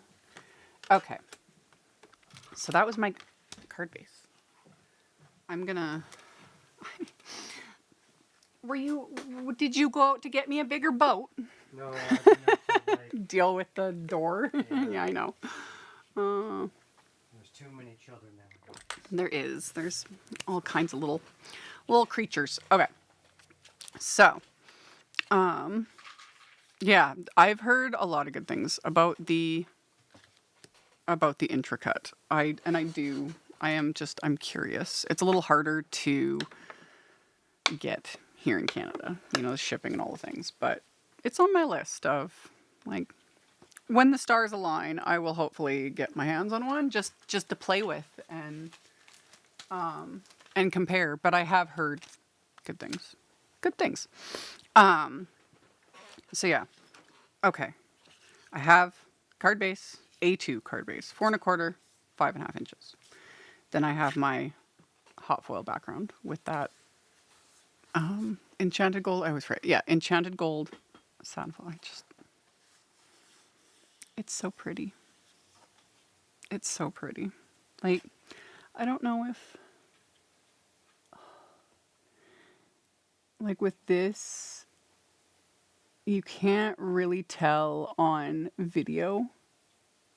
And it's subtle because, again, depending on how the thickness of the cardstock you choose to use with the better press, whether you're hot foiling with it or pressing, the thicker the cardstock, the deeper the impression, obviously. So if you want that like deep letterpress, like, you know, you need thick. Altenew's watercolor paper works really nice for it. Options. However, when you want to hot foil, you want a smooth surface. The smoother the cardstock, the better your foiling result. Altenew's Crafty Necessity cardstocks work perfectly, obviously. So then the trade-off is you just don't get as deep of that impression, but I don't care because I just want the foil for this, you know? And then with something like this, the impression isn't as important to me because I just wanted the pattern, but you can almost kind of see it, like, but you can feel it in real life. So the person who wins this card, when you get it, you'll be able to feel it. It's neat. It's just a tactile thing, and it's like, I like it. So, anywho, okay, I have these, and then I pulled out the Nesting Arches die set. You gotta love a good arch, you know. And I need to use, I got this size and this size. And I'm going to die cut a large arch from the foiled background. And then I'm going to cut a smaller arch from the background emboss. So, and then everything that's left over, I'm keeping that. That'll go back in the packaging with the stamp because I'll use that on future projects. So I'm going to die cut those. Is there a way to foil stamped images? Kind of. It's a pain in the butt. There was a product. I don't even think it's on the market anymore. There was an ink from Heidi Swap did it, and it was a toner ink pad. I had bought it. I don't think I ever ended up doing a video on it. I don't think I did. I don't think I did a video. It came out years ago. The idea in theory was great. It was a nightmare to work with because toner ink, if you understand toner ink is very volatile and it needs to be like sealed. So trying to use an ink pad, you had to ink it up when you wanted to use it. It was a nightmare. And then it was super, super sticky, really thick and viscous. It was not fun to work with. And you kind of only got like one impression and that was it. And you would not get, like if this was a stamp and you tried it with that ink, there's no way on the planet you would end up with this sort of result in the end. So I think they discontinued it because it was a nightmare. It was a nightmare to work with, which sucks because it was also like fun, but yeah, I never got a chance to do a video on it because like it was sold out for the longest time. Everyone, you know, played with it and then everyone kind of realized that like this isn't gonna work. Let me just trim this down so I can do 2 cuts at once. So, yeah, when it comes to like actual hot foiling, my absolute number one preference is press plates and the Glimmer hot foil system. I don't know. I know, but I also don't know. I know, but I don't. There are 14. There's 14. There's a lot. And it's got its little acetate holder.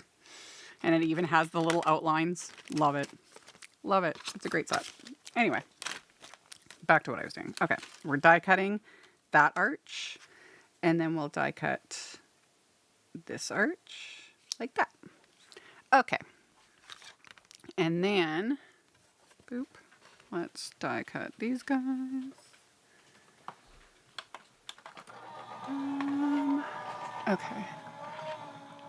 And then, oh, yeah, and then there's also another option, what was mentioned earlier in the chat, like using sticky embossing powder. I think it does say on their site, babe.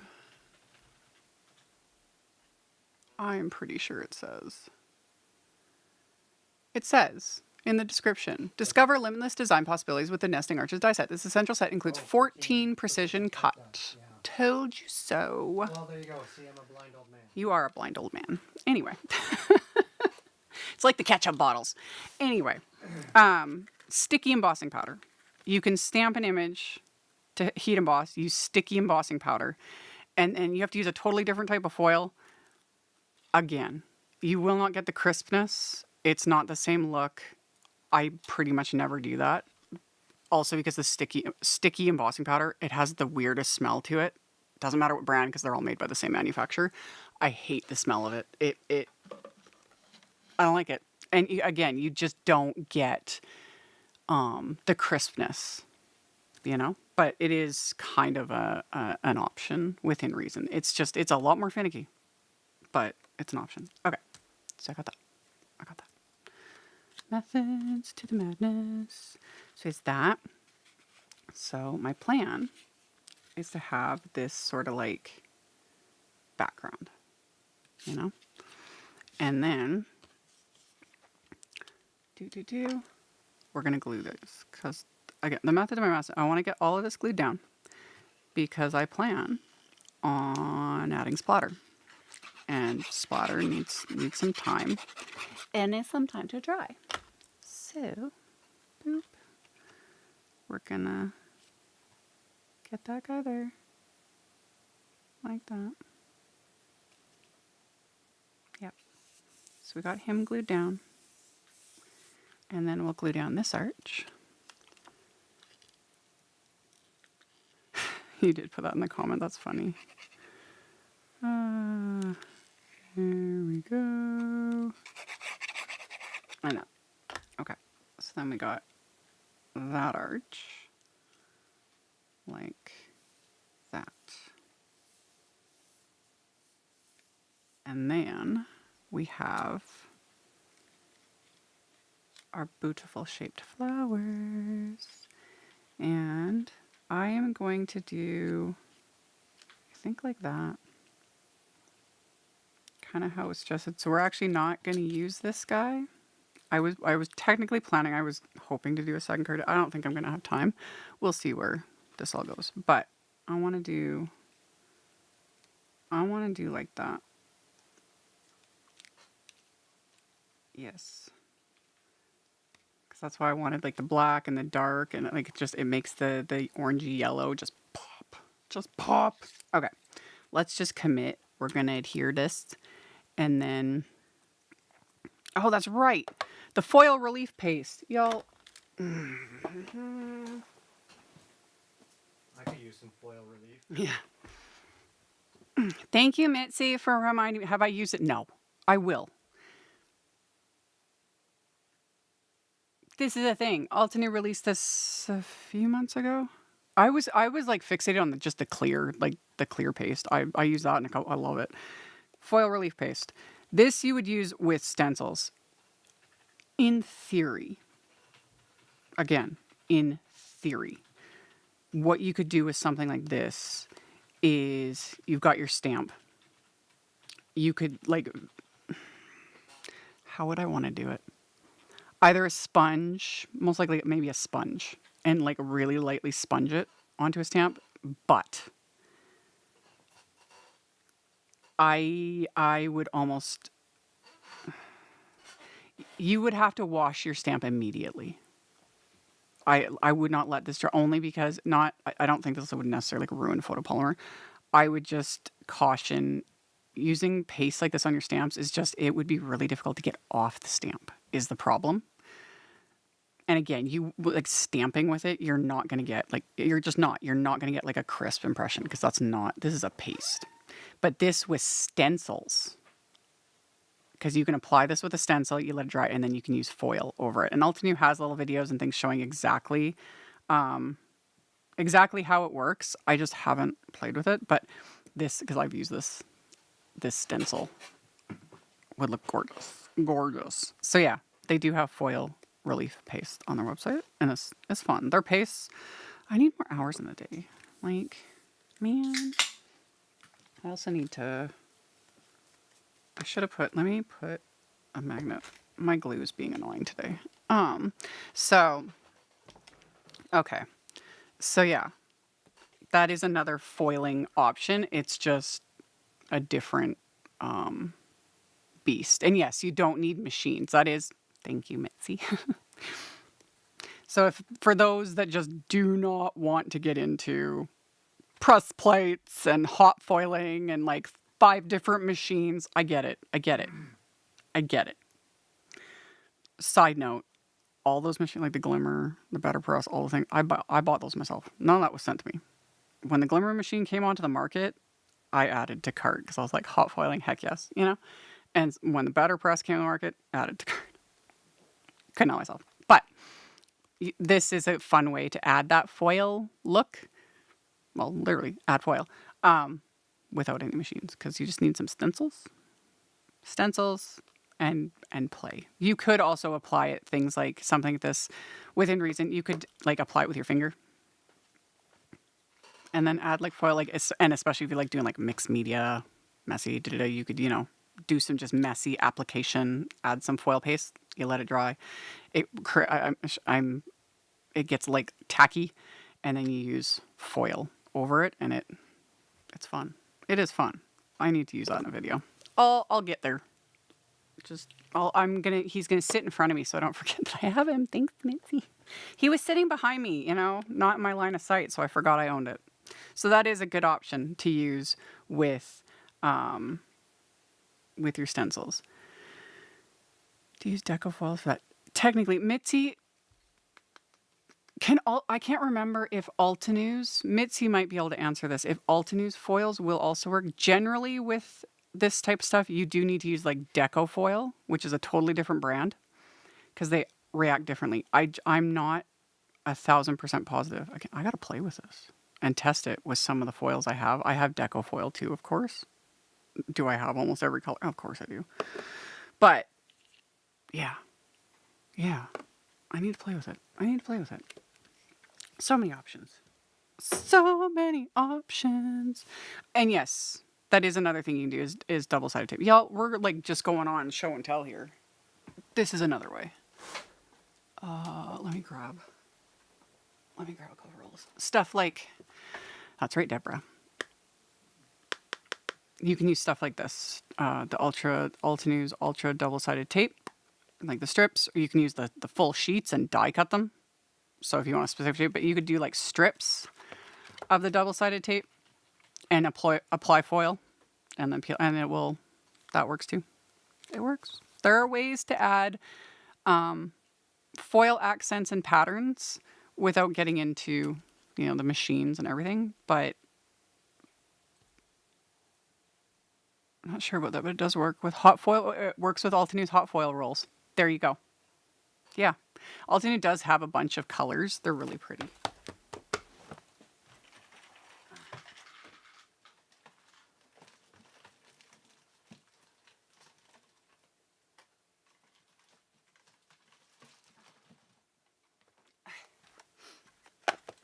I mean, will it be alive with Amy if we're not, you know, diving into 5 million other things and going on side quests? I don't mind, as long as you guys don't mind.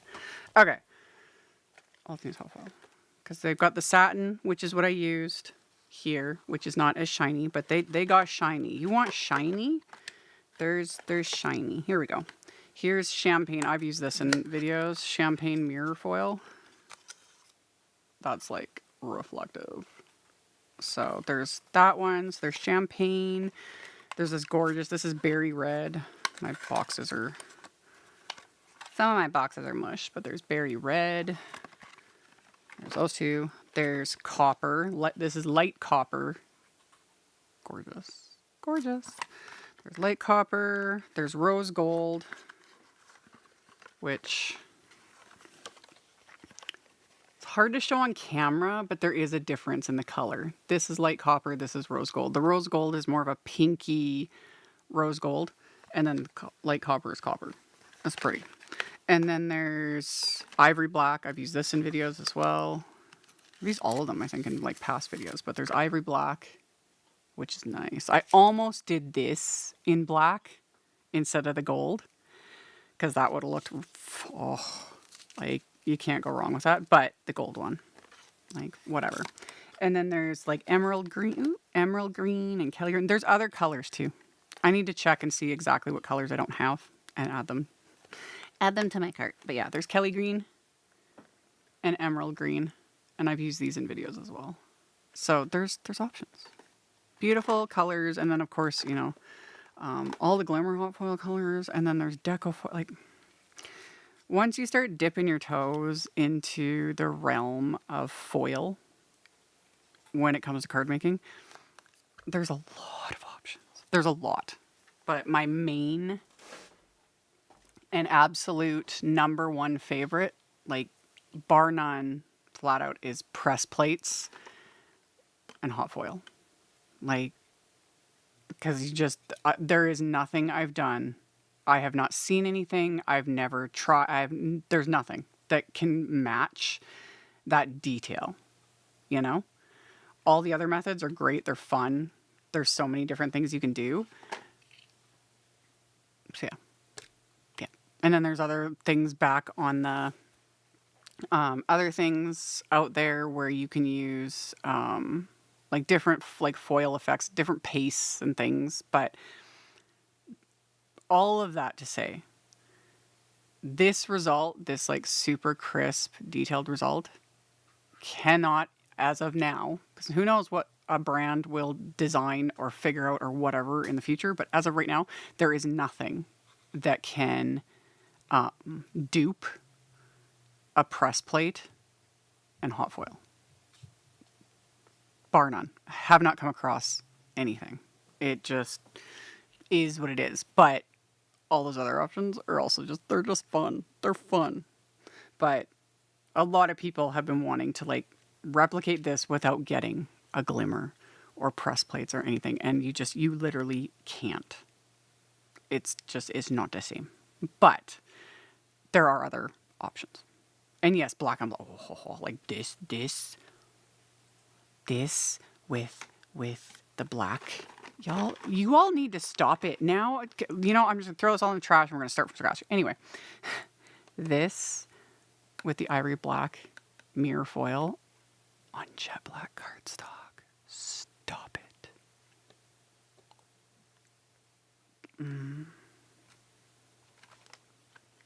Okay, I'm like making a pile of things to work on later in my, you know, non-existent free time. Yeah, it would look amazing. Halloween is coming, y'all. Like, oh, this with black on black for Halloween cards. This with red on like cream cardstock for Christmas cards. Or green. Red and green. You know? Go all out. Y'all, I need more hours in the day. Okay. Let's get back to it. Let's get back to what I was like planning on doing this entire time. But yeah. Foiling, y'all. There's a lot. I do have an entire playlist on my YouTube channel of Better Press. I have a Better Press playlist and a Glimmer Hot Foil playlist. And they're kind of interchangeable because, you know, I use a lot of press plates for hot foiling now. But I do have playlists with tons of videos because those, like, press plates and the Glimmer machine are it's a favorite. I love it. I love it. You can't go wrong. And yeah. And then again, there's a lot of ways. Like, I use it to hot foil. I used it on the inside of my card. We're going to use a different set for my sentiments. let me get this guy adhered before I forget what I'm doing. There we go. There we go. Oop, right there. That's where I want you to go. Just like that. Okay.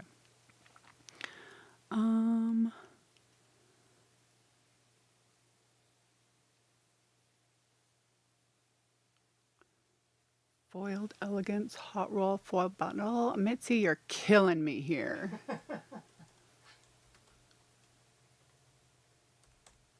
Killing me. It's linked at the bottom. You can add it to the chat.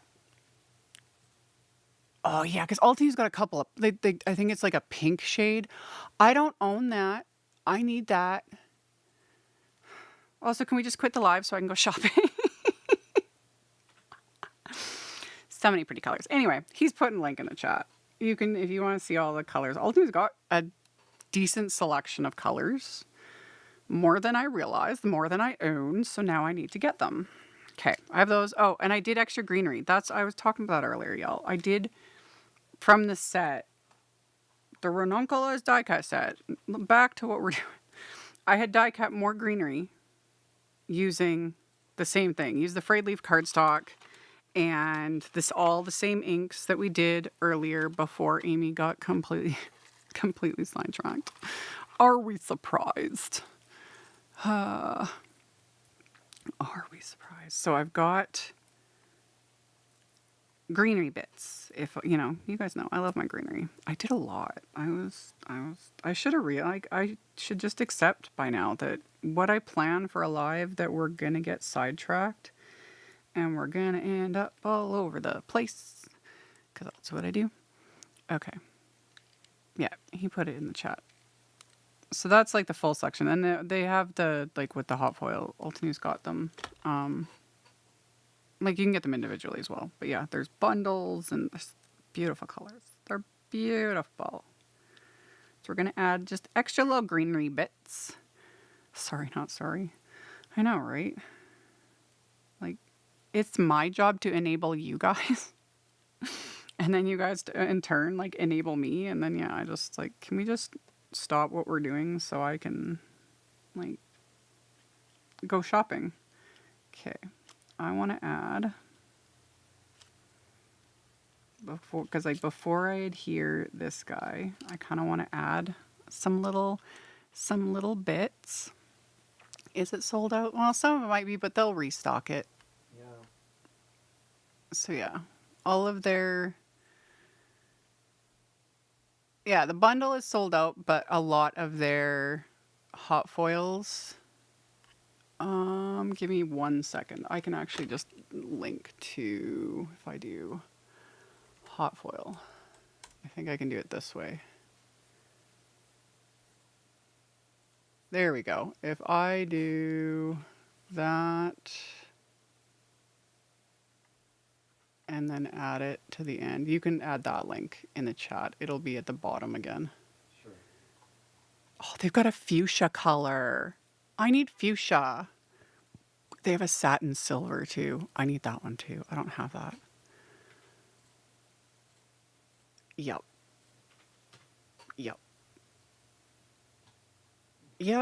I need, ooh, there's a peony gold.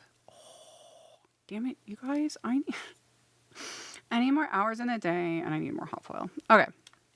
So you can check those out. But I definitely want to get the like pink shades because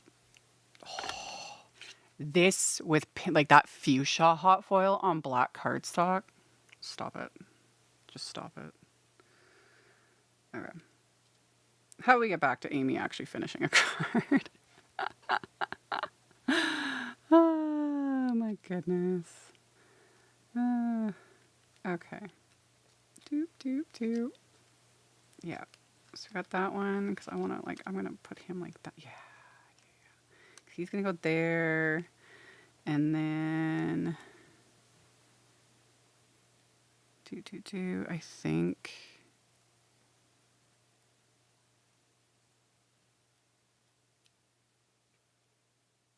Like that. Okay. So we'll add that one. And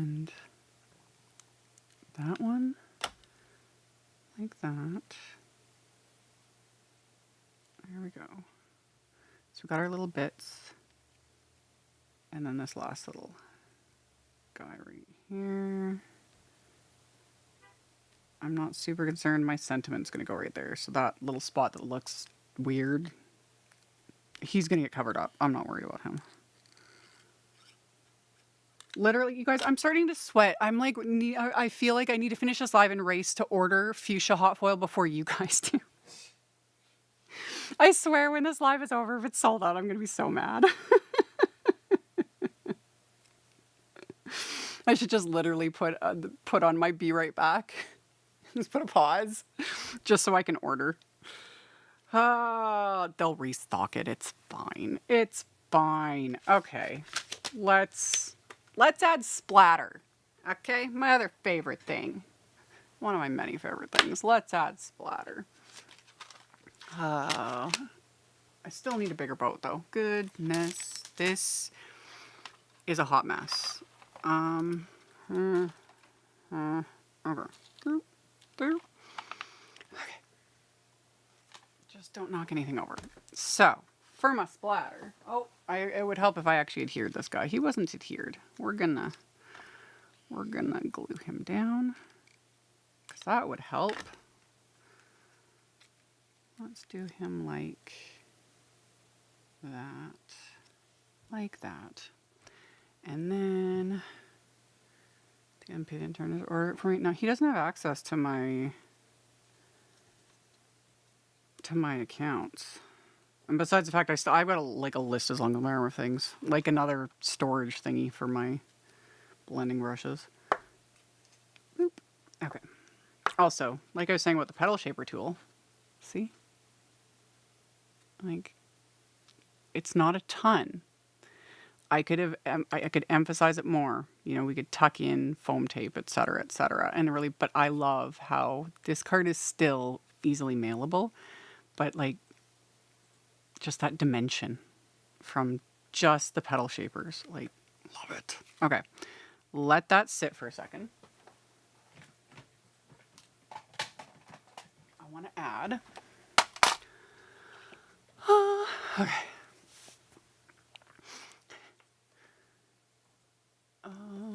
Where's my, I need water. Altenew should hold off. I know. I could be like, Mitzi, you could like send them a message and tell them to hold. It's fine. I will get that fuchsia for sure. Is there fuchsia and magenta? I think there is. Is there more than one pink shade? No. Fuchsia is the pink one. That's the one I want. And the satin silver. They're beautiful. Metallic watercolors. Back to what we're doing. Boop. Put some water in there. And then let that sit for a little bit with metallic watercolors. They are not, if you've never worked with metallics, they are not like your basic watercolors. Like with a normal watercolor set, you can just take a wet brush, go like this, and you immediately get color. Metallics are different. They're formulated differently. Different types of pigments, different types of like binders, yada, yada, yada. So what works is adding some water and just letting it sit for a bit because the water starts to, you know, permeate and soften it. And then what I'm going to do is put that there. Take my brush and start like mixing it up. Like this. And the more I work it up, you know, until I'm just like happy with it. Because at first, if you just like do like this, it's going to be really watery and it's like, oh, that's not very pretty. You just got to, you know, again, have patience. The thing that Amy doesn't have enough of. But see. And I went with this one because this is the softer gold. There's also this really bright. If I had used the bright gold, like reflective foil, then I would have gone with that one for my splatter. But because I used the satin foil, I'm using this one for some of my splatter. We're going to do more than one type of splatter. I may have been distracted and gone down a side quest with the foil. I have not forgotten. I haven't forgotten my roots. Anyway, we got just pretty gold. And even in the time it sits, all those gold pigments are settling to the bottom. So you always got to like work it up. You know, same with what's sitting in the pan right now. The top of the liquid is just more like liquid. The actual pigments are sitting in the bottom, so you work it up and you're good. So we've got that. Cleaning off that little brush because I'm not splattering with that. So, and then I will leave this somewhere where I can't flip this over. I leave it open just for it to evaporate and dry, and it's good to go. So, do I have a spot? Yeah, I actually do. Okay. Let's add splatter. I still need a bigger boat. If I say it enough times, maybe it'll happen. Maybe the crafty sugar daddy will appear, you know? It's kind of like when we were kids and you know, stand in the mirror and say, was it red rum? No. What was that you're supposed to say? What do you mean? 3 times in the mirror? Oh. You know what I'm talking about. What, besides Bloody Mary? I think it was it Bloody Mary? You know, having sleepovers and we were like, oh no, she's gonna get us. Like that kind of crap. Anyway, maybe if I sit in the mirror and be like, crafty sugar daddy. Crafty sugar daddy. A million times over, it'll happen. Anyway, fan brush. Fan brush, splat box, work up. And then we're going to add some splatter. And do not be fooled by this very demure, very mindful amount of splatter. Because if you know me at all, you know darn well this is just the beginning, and there's going to be more.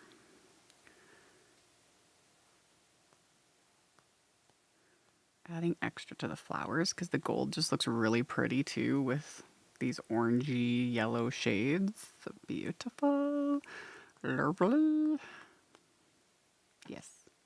And this is pretty. We could leave it with just some nice, demure, you know, little bit of gold splatter. That's totally fine. Am I going to do that? Of course not. You guys know. I can't help myself. So of course we're going to add black, and of course we're going to add white.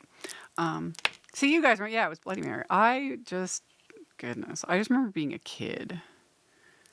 And I just remember because we would whisper about it during our sleepovers, because being, like, I was raised in a cult. We're not getting into that one today. That is not the day for that story time. But that was very not kosher for us to be playing that game. Yeah. So, of course, we were all, like, hiding in the bathroom, like, Bloody Mary, and seeing if it would happen, you know? I think I don't think it was my group, but I think one of our friends did get caught doing that, and they got in so much trouble. Bringing in them demons. Anyway. Okay. White gouache, which put a little bit of that on my palette. Thin this out with water. I've nearly used up the monster-sized tube. I do have a backup. It's sitting behind me. I've got a fresh tube of white gouache for splatter, so I'm not going to run out. We're all good. Amy's not going to have like a panic attack. Okay. We got him loaded up. And then we'll add some white splatter.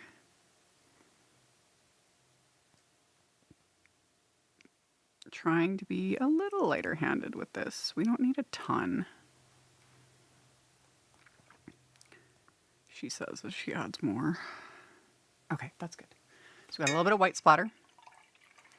And then some here say I won the lottery. Yeah, I know, right? If it only worked. Like positive affirmations. Really, if it was that easy, you know?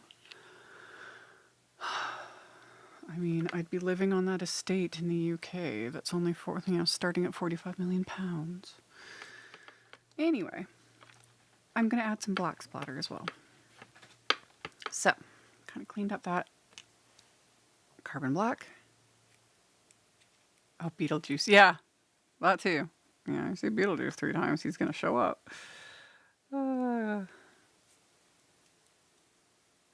Get the lid. There we go. So the black gouache, same thing.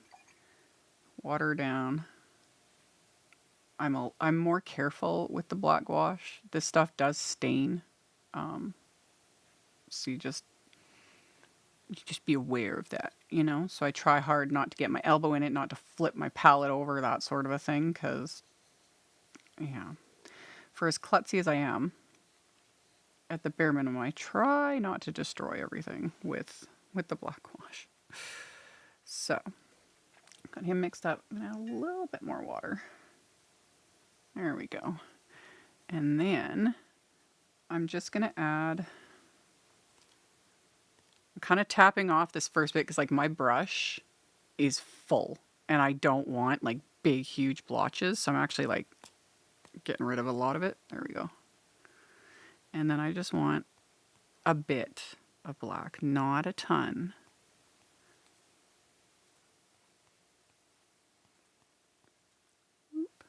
I don't mind a few bigger blotchies. I just don't want like monster size ones, you know? There we go.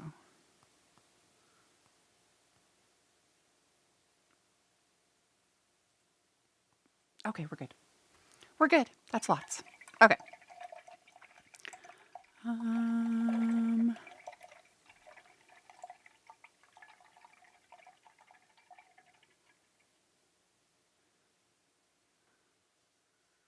I like that you guys are now starting to argue semantics with like the Beetlejuice and the Bloody Mary.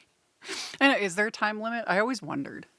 Especially as a kid, I used to like stress about that. Like I come by my anxiety fully because I remember literally stressing about that and wondering like, you know, what if I say it later? Like, will it happen? Will it happen? Will Beetlejuice just show up? It's the second time I've said it. I guess we're gonna see. Well, if Michael Keaton knocks on our door, well... Man, if Michael Keaton showed up, I would be so excited. It'd be funny. I would laugh. But he would have to show up in full getup.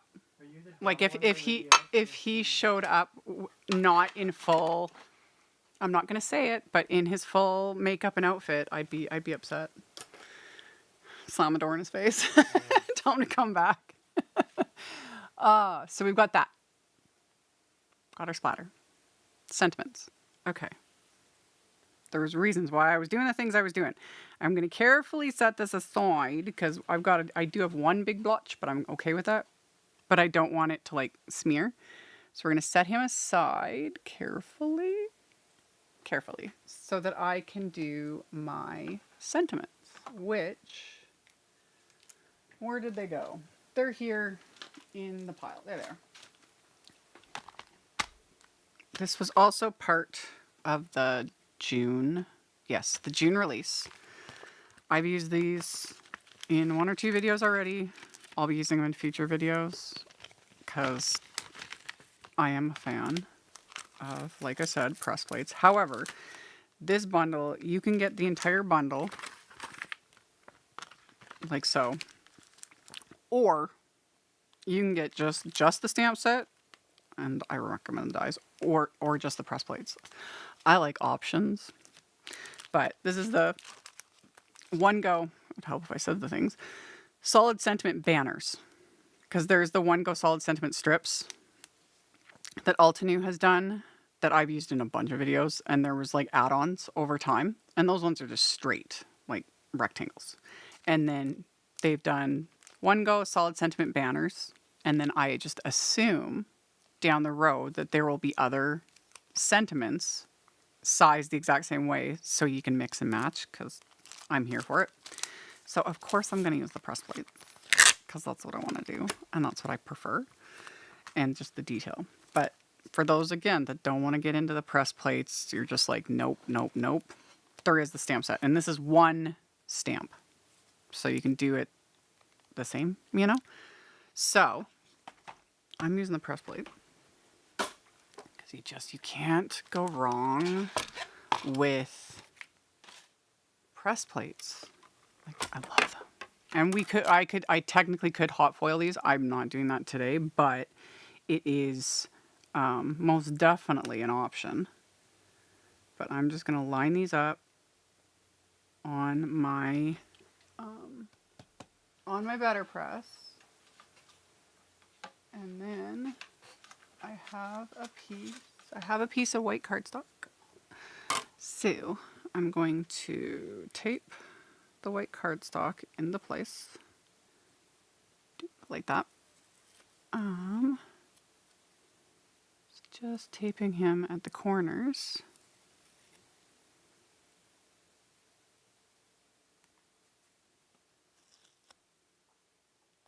There we go. Okay, so we got that, and then, so I showed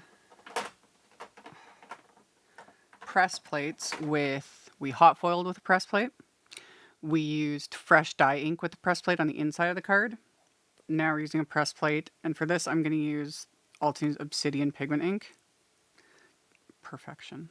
Perfection. Literally. It's so good. I haven't found an ink yet that does not work with press plates. That said, the one ink I rarely use. When the Letterpress was released, there is Better Press ink.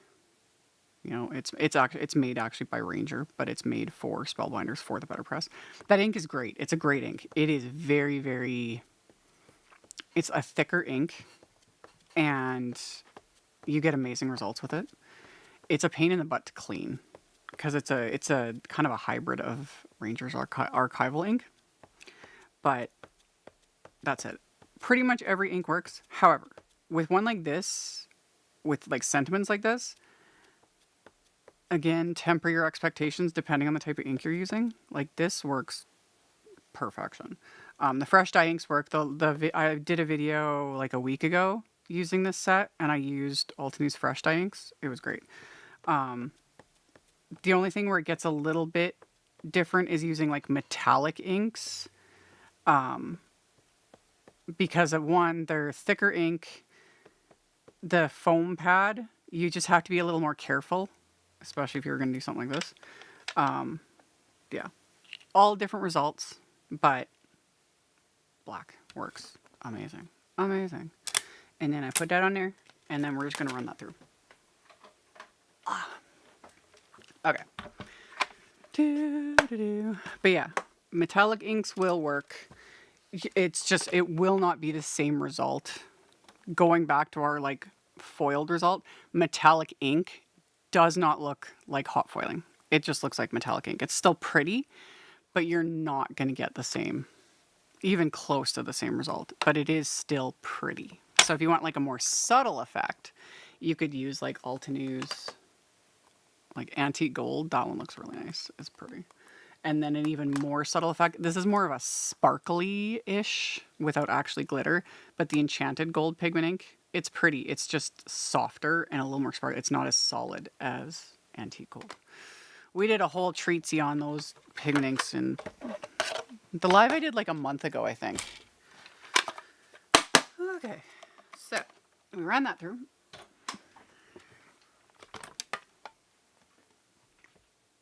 One pass. Crisp. This is why I love press plates. Like, so good. So good. And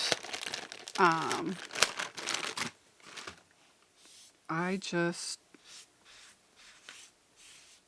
wipe with the baby wipe. There's also the archival cleaner from Ranger is what's recommended for press plates, especially if you use the archival or the Letterpress ink. I've shown the archival cleaner in other Letterpress videos I've done. It works. It's amazing. I don't like the smell of it. I get annoyed, you know, but it does work. But for the most part, I just use a baby wipe. I'll use my basic stamp cleaners on this too. A lot of times, depending on what I'm doing, this isn't clean enough for me. However, the next time I go to use this, if I want to use like a really light color, like say I was going to use like dewdrops brushing, then I would give this a good cleaning with my stamp cleaner, you know, and or the archival cleaner. Either one works great, and just make sure there's no residue left over. But this is fine. This is fine. So I'm just going to get this guy out of the way. Like that. Like that. I've got my sentiments. Like that. Lovely. So now this guy can go out of the way. There we go. And then the whole point of it being called One Go is the wafer die is also one wafer die. So then all we got to do is line this guy up like so. And then we're going to die cut this, and it's going to die cut them all in one pass. And I love that so much for me. Boop. So we just make sure. And the other thing I love that I noticed with this is the actual banners themselves. They actually made them like slightly wider and longer than the die. Like, so it gives you a little bit of wiggle room, and I appreciate that. So whoever it was that designed that at Altenew, they're a genius, because things like banners, for whatever reason, I always have the hardest time like lining things up, but this one works. This one just works. Okay. Do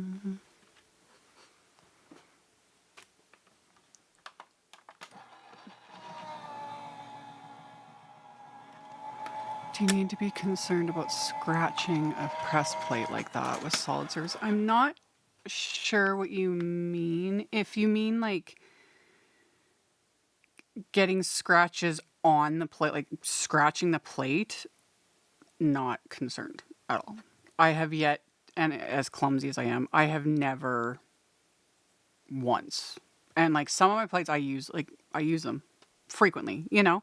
And I haven't done anything to actually scratch them. Like your basic inking, hot foiling, pressing, like all the things, everything that I showed today will never like scratch the surface. It would be the only way you would really scratch this out. You would have to use like a tool to actually do that.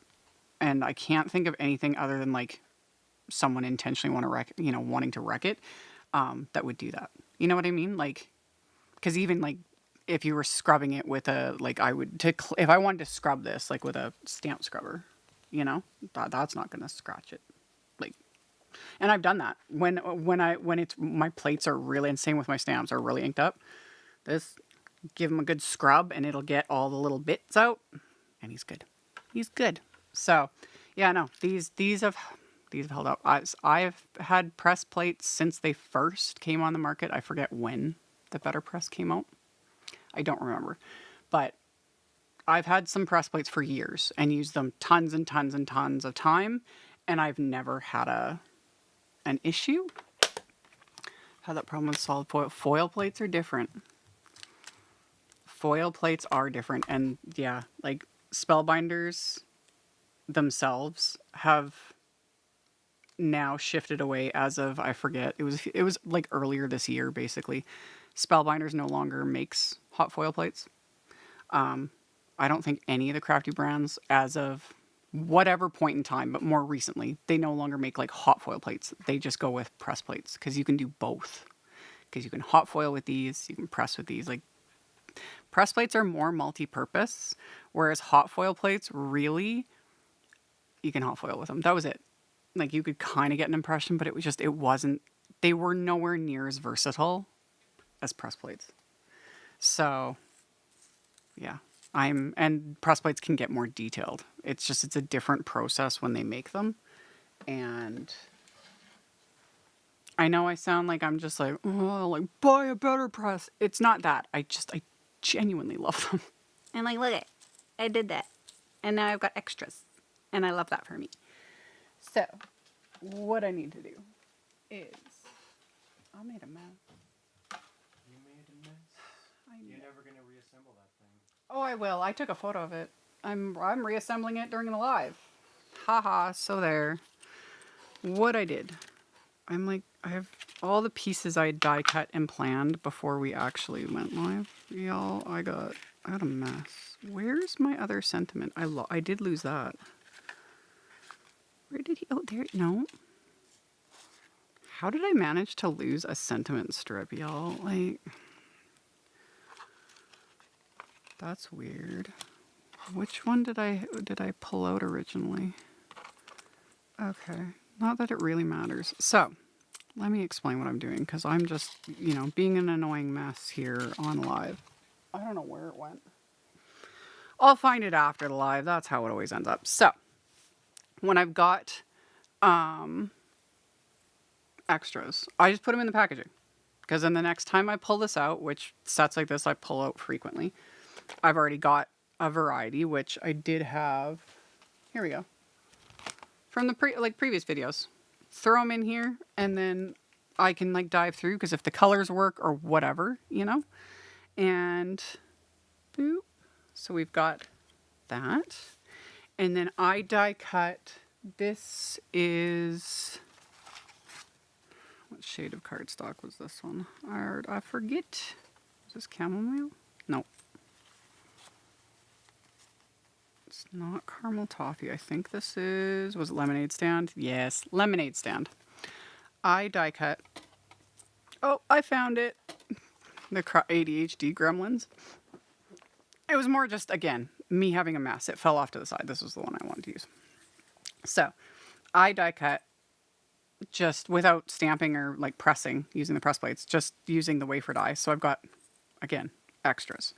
And I just wanted one to offset, to give it that little extra, you know? So we got that. And then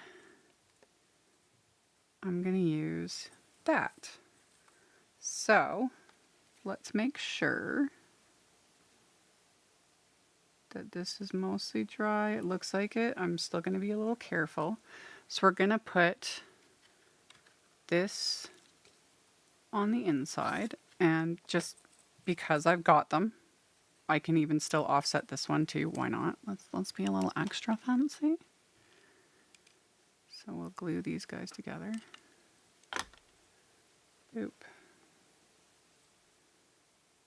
And that, like that. Just fabulous. And so this is going to go on the inside of my card. Derp, derp. Like that.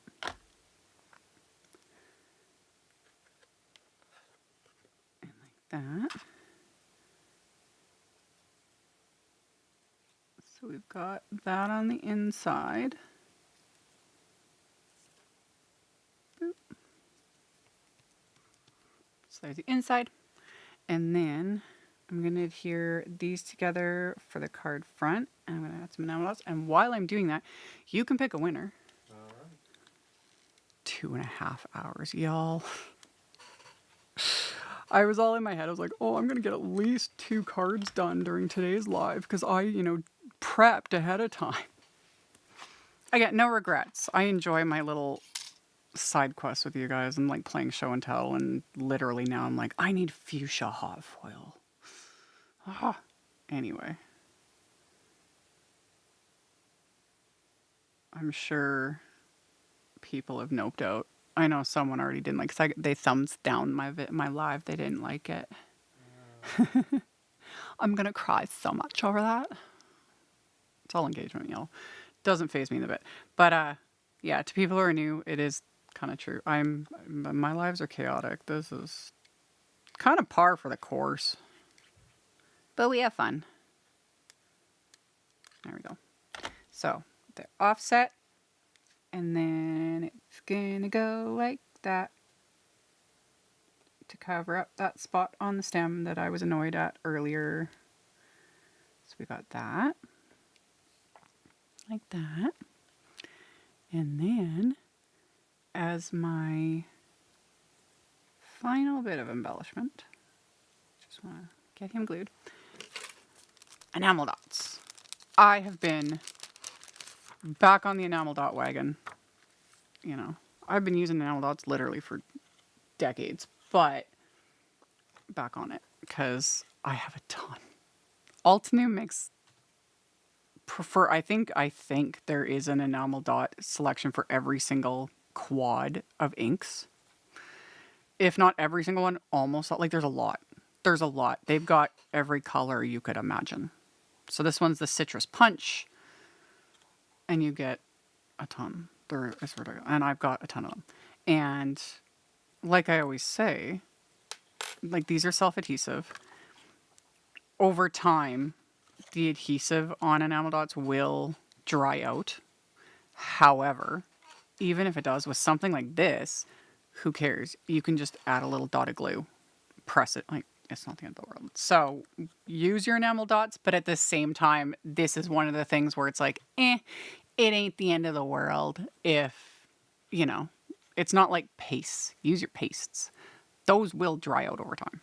They last a good amount of time. Like I've had some pastes for years, but don't collect them. Use them. Anyway, let's add some enamel dots.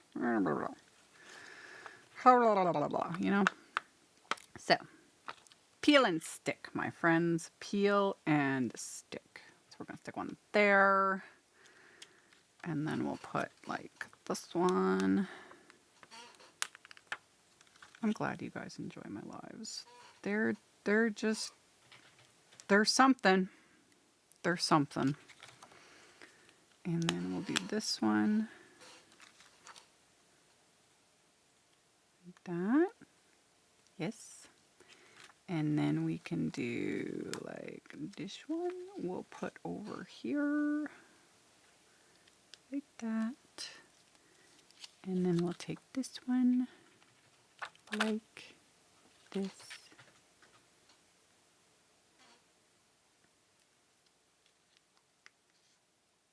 Press you down.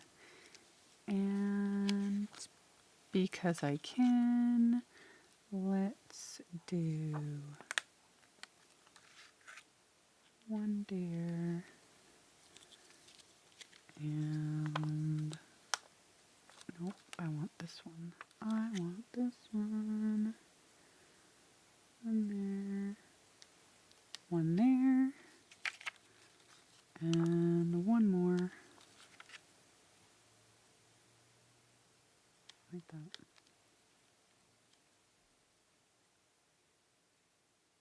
Yep. It works, man. It works. Okay.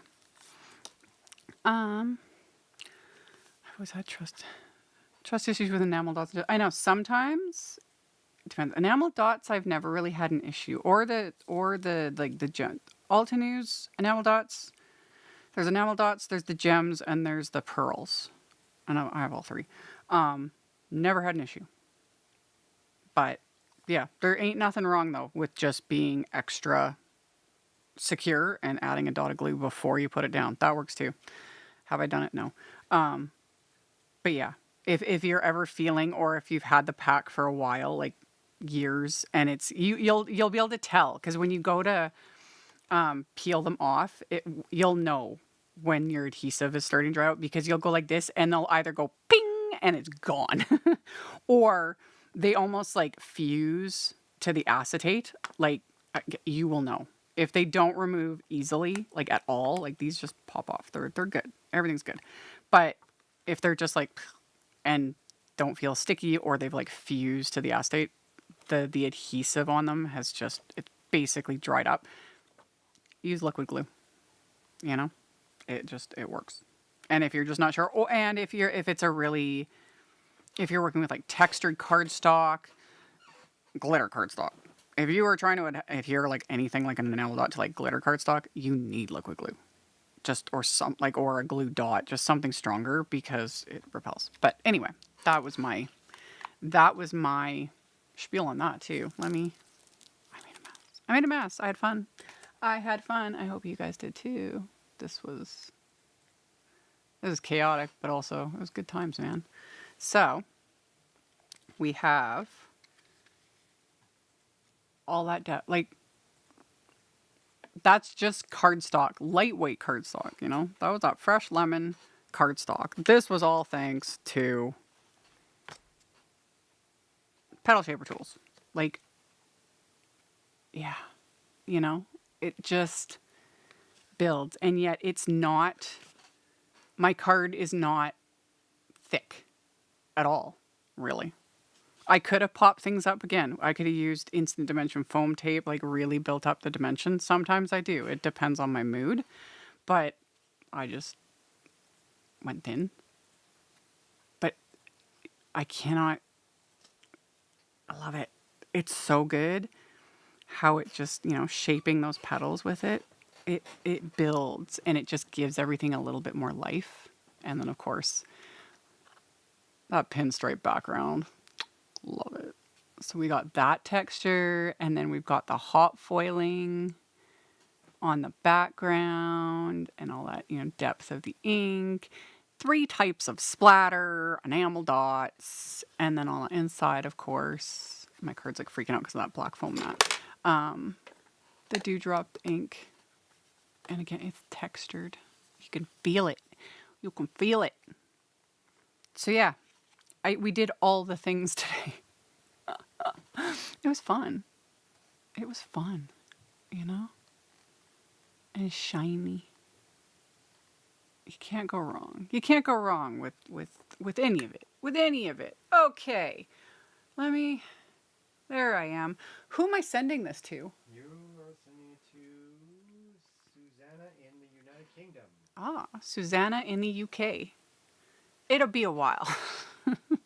I might get stuff mailed out this week. Again, I make no promises. I have 5 million things on my plate, as always. But yeah, this will get added to the pile of all the last couple months worth of cards that I need to mail out to all of the winners. And before we go, don't forget, where did I put it? It's over here. The code for that petal shaper tool set. The code is good till tomorrow night. So June 22nd, like midnight Eastern, whatever. You can get 40% off. Use my link in the description below and the code AmyLive10. You get 40% off the petal shaper tool set. Also, I forgot to mention that in the US, they've got free shipping. I think that ends either today or tomorrow. Free shipping on orders over $49. No code needed for that. That's just a thing. So get your hot foil rolls, but leave me at least one fuchsia one, okay? Thanks. I would appreciate that, okay? And if Altenew sells out, I'll wait till they restock. I'll get it. I will get it eventually. But yeah, and thanks to the unpaid intern. Yep. And yeah, we will once I'm officially done, we can hang out and yeah, we don't do a whole lot for, you know, Father's Day, Mother's Day, all those things, but We have a shower curtain rod to hang up. oh, we have a shower curtain rod to install. Yep. So exciting. So go Father's Day. Yeah, we got crazy plans around here for that kind of stuff. But this was fun. Yeah, free US shipping on orders over $49. I have that in the description box. I just forgot about it till the end of the live. I'm a professional, y'all. So yeah, this was fun. This was fun. I'm glad all the randomness in my head. Like, I was pulling things out like a crazy person with planning for today's live. And I'm glad I did. And I do. Even though this took way longer time-wise than normal. Yeah. We went on side quests and show and tell and discussions on foil rolls and crafty sugar daddies and Beetlejuice. I said it the 3rd time. Is he going to show up? Yeah. There must be a time limit on it. There's no Michael Keaton. Who knows how it works? But yeah, I will do the photos. I may have a bonus card when I do the post for this. It just depends because I've got extra die cuts. You know, I've got extra things. At the bare minimum, I can at least like replicate, you know, do another just a second version of this card. So yeah, I'll do the blog post and the social medias and all the things. And then just stay tuned. I may go live tomorrow. We'll see. We will see. I was going to do Tuesday, but we have things going on Tuesday. So I don't think Tuesday is going to work for me now. So I might go live tomorrow. No promises. But I will be doing at least 1 or 2, possibly 2 bonus lives this week. I have piles upon piles and piles of things. So yeah, I will have other like pre-recorded, edited videos as well. Coming this week, quite a few of them. Because I've been working on the editing as life. And thank you, Mitzi. Thank you for hanging out and helping and reminding me that I have foil relief paste to use. Thanks, Mitzi. I need to play with this stuff. I need more hours in the day. Seriously. I'm also going to scribble down the ideas I was going on about, like the block hot foil on block cardstock, you know, all the things. I'm going to, as soon as I hit end on this live, I'm going to start scribbling down all these different ideas that were just brewing, because, yeah, we'll see how those turn out into something.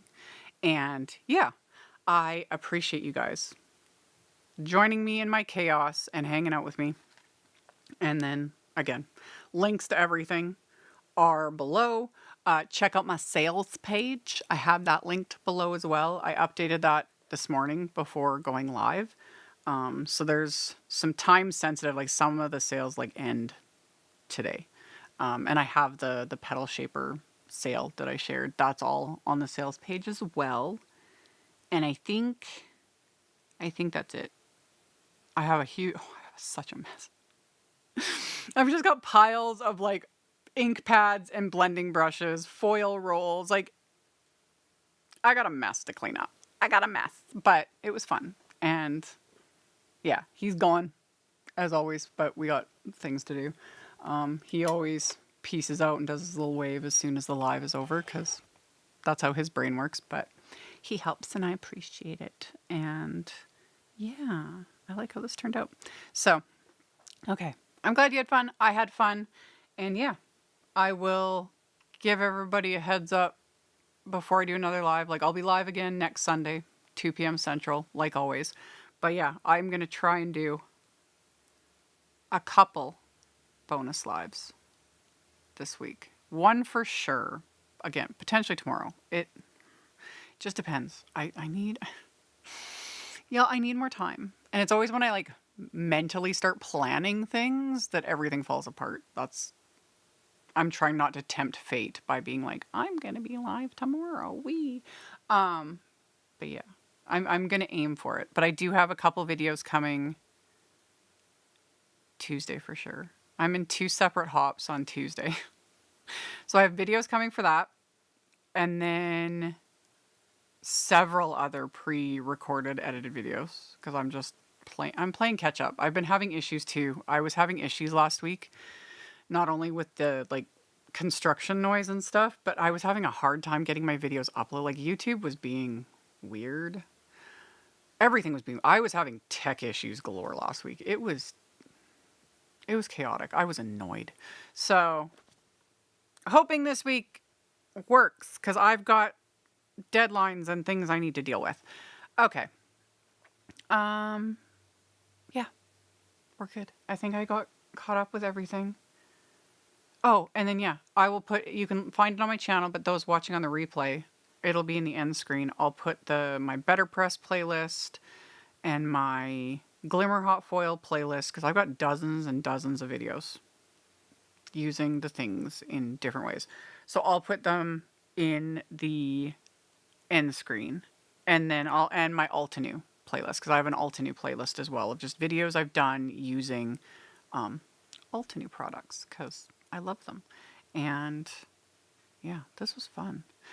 I want to redo this, not like redo it. I love how this turned out, but like how I always say, just changing the colors. Like, you can keep everything else the exact same, like layout, all the products used, keep it all the same, but just change the colors. So what I was talking about earlier, specifically with this Ranunculus set, like the soft pinks, etc., like could totally do that. It would look so good. It would look so good. Or like really pretty, like the soft purples. Like die cut this in white. And then do like really, really pale. Oh, oh.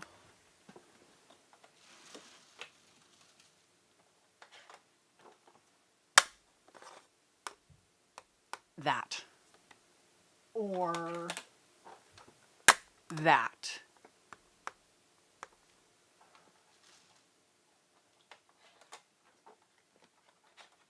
There's too many purples. Altenew has so many good colors. Like any of those would look amazing.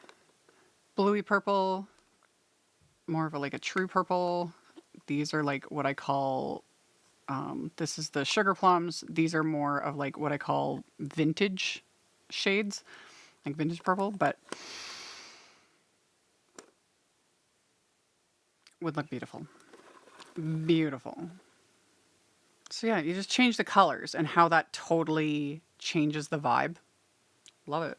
You know, you don't always have to reinvent the wheel.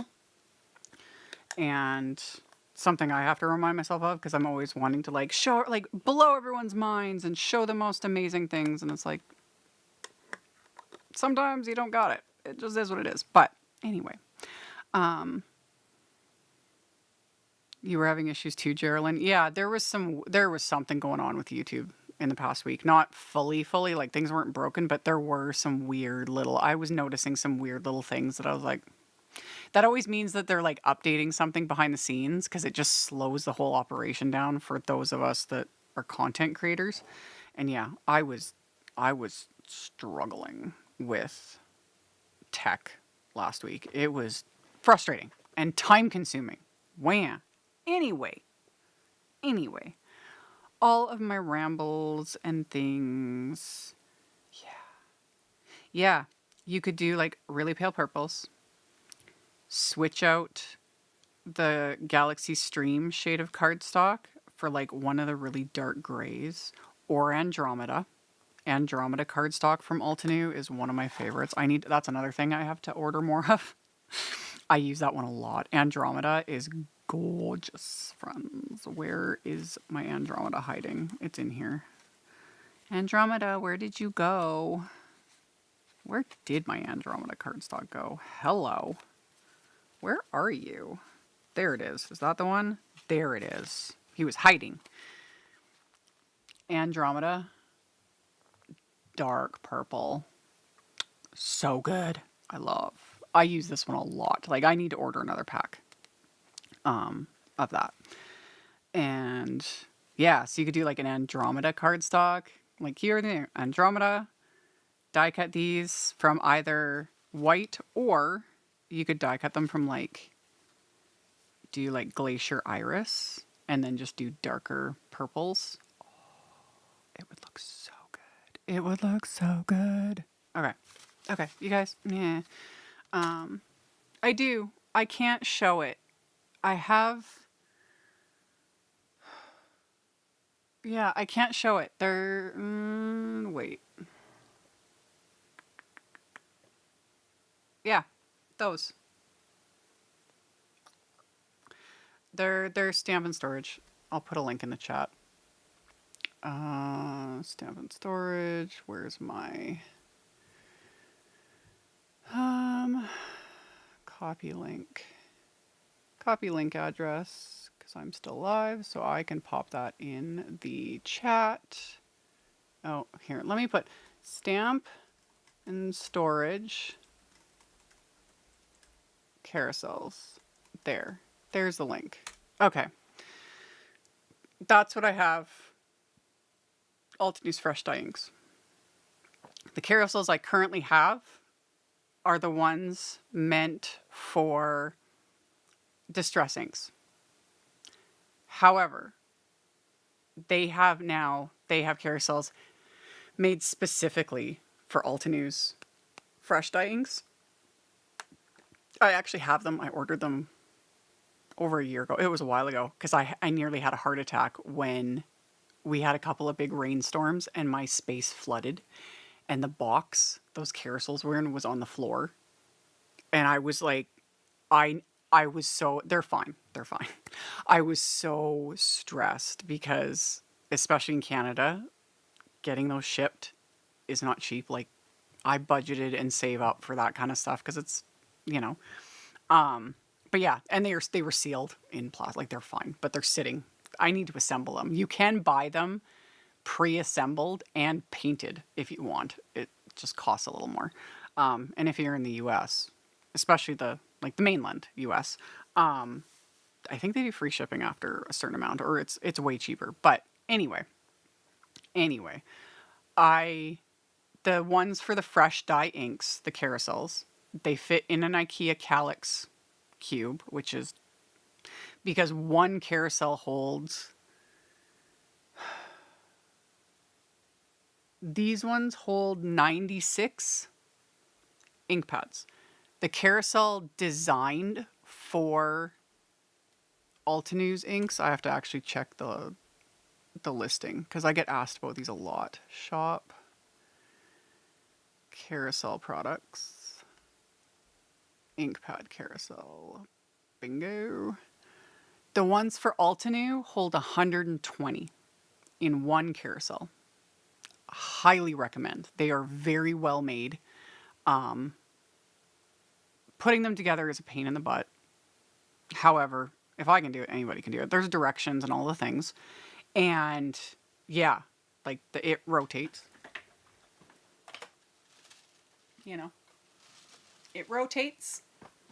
And yeah, it holds a ton. So the ones for Distress Inks hold 96. The originals, yeah, 96. The ones for Altenew, designed for Altenew inks, hold 120, which is amazing because there's a lot. If you're familiar with Altenew's inks, they have a crazy amount of colors. And I love it. I love it. I love options. I love options. So those two carousels are full. And what you can't see off to the side there, I have a stack because their inks, thankfully, they do stack, which is really nice. I prefer the carousel though because convenience, you know. So yeah, I'm a big fan. I am a big fan of the carousels because I can store way more in small, you know. I have the wall mounted style. I have some from Organize More, and then I also have some from Stamp and Storage. They're both great. The ones that are just flat, you know, and those are great too, but you need wall space for that. And this many ink pads takes up a lot of wall space. So yeah, I'm a huge fan of the carousels. You don't have to have like an IKEA Calyx unit for them, but I was talking about that recently. Who was I talking to? Was it my last live? I think it was last week's live. Yeah, I think during last week's live, we were talking about like furniture and the different things. And yeah, IKEA is great. It's a decent option. You know, you can't go wrong with the Calyx units, especially for the price. So yeah, big fan. Anyway, half the collection. I know, right? Yeah, those are full. I have the other ones to put together, and then I'll be able to fit everything in there. But I will eventually. I need to like move things around because I'm probably gonna have to migrate. You know, because there's a lot of colors. Okay, do you need all the colors? No. You know, pick colors you like. Work with what you've got, all the things. I'm the worst. I love options and I love color. And I can't help myself, you know? And they're all amazing. They're all amazing. And because people ask me all the time, like, what's your favorite ink? No. Because I've got options and I like my favorite is options. Because I've got these, love the fresh dye inks. I've got Simon Says Stamp inks. I've got Concord and Ninth inks. I've got Distress inks. I've got Oxide inks. Like, you know?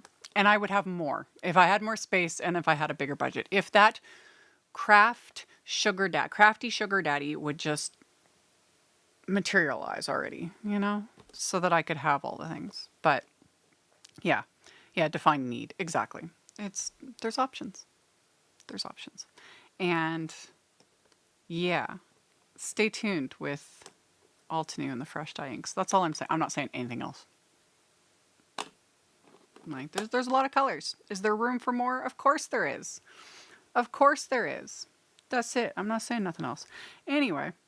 And yeah, whole set syndrome. It's a problem. It's a problem. Literally. I get twitchy. I get twitchy if I don't have like all the colors of all the things. Hence the foil. Now that I'm fully real, there's more colors I didn't realize I didn't have, and now I'm like, I need them. I need the fuchsia foil and that satin silver. Ooh, I love the satin foils. They're pretty. I love the foil. Like, I love foil, the inner magpie, the shiny things, but I do love the satin like finish. Let me go back so you guys aren't just staring at my face. Because it's still shiny. It's just not as mirror reflective, you know, because the regular foils have that like mirror finish, which is so good. So good. But yeah, the satin is really pretty. So I need to get the satin silver. I need to get the fuchsia and the satin silver and whatever other colors I don't have. I'm going to have to look. Because there's definitely... Is there a rose gold satin? Stop it. It looks like there is. Maybe I'm crazy. I think there is. I need that. And a brass satin? Altenew? Stop it. I need help, y'all. Yep. If that rose gold and brass that I'm looking at, they look satin finish. If those are satin finish, those are getting added to cart as well. Or I'll wait till they're back in stock because they're probably out of stock. But yeah, I don't have those ones. I don't have the silver satin, and I don't have the fuchsia, and I definitely need the fuchsia or the peony gold. There's so many good ones. There's so many good ones. Oh, okay. Yeah. Anyhow, yeah, we're hitting the 3-hour mark. It is time for me to go. As I'm just like adding to list like all the things I need to order. You know. It's fun. It's fun. Again, do I need all these things? No. But yes, I will be... Yeah. Especially now, that rose gold, satin rose gold. Stop it. Stop it. That's so good. That one, getting... that one's probably out of stock too. I don't care. I will be keeping an eye on things to see what is in stock and wait till it's restocked. I don't care. Yeah, the brass is satin finish. Adding that to my cart. I'm not seeing the rose gold right now. I gotta like fiddle. My computer's being weird though. Because yeah, the enchanted gold satin is what I used. Lovely. The silver satin, definitely need to get. I have the rose gold mirror, but apparently there's a rose gold satin. Y'all, rose gold. Okay. Yeah, I need to like clear out all my like cookies and stuff on my computer because I've got weird things happening. They don't have the rose gold satin listed individually. I'm going to have to pester Altenew and be like, hello, some of these are not showing up. Or I'll just wait till the bundle gets restocked and I'll just get the bundle. You can never have it too many. Anyway. The unpaid interns at Keep are very understanding and great for putting up with it. Oh yeah, he puts up with a lot. He has to deal with me every day, you know? Yeah. It's nice. He helps with my Sunday lives because when I started doing the live streams like consistently, it was chaotic and I was getting hit really hard with like trolls and it was bad when I first started. Like that was 3 years ago, whenever it was. So then it's now a habit that he sits in during my Sunday lives and we get to hang out together and it's all good. But my bonus lives, he can't because he works as well, and things are just, you know, but yeah, he's a good egg. So I'm going to go and help him put up that shower curtain rod that we've had sitting for months that we needed to deal with. Because now we're starting to, you know, be adults and deal with the things that we need to deal with. And then I'll clean up my mess and take the photos and blah, blah, blah, blah, blah. You guys know. You guys know. So I appreciate you all. I like hanging out with you guys and chatting and shopping. I'm literally adding stuff to cart as I'm live. I hope you guys had fun too. And yeah, I will have more content coming. That was just a cardstock hair. And then I'll do the photos and my social medias and blah, blah, blah, blah, blah. You guys know the spiel. And discount info on the Petal Shaver tools below. Sales page is linked below as well. Because like I said, there's time-sensitive deals. And yes, Geraldine. Yeah, he watched my videos when I started dating him. And yeah, it was one of the ways that I was just like, you watch my videos? Like, he learned. He was learning things and would like ask questions. He was smart. He was smart. Because he was like, oh, you're using the Misty. And I'm like, how do you know what that even is? And yeah, he was watching my videos. It was cute. It's cute. He still does. So yeah, every once in a while he tells me, he's like, I hyped up your video. I'm like, it's cute. Still have no idea how that works. I'm a professional, y'all. Anyway.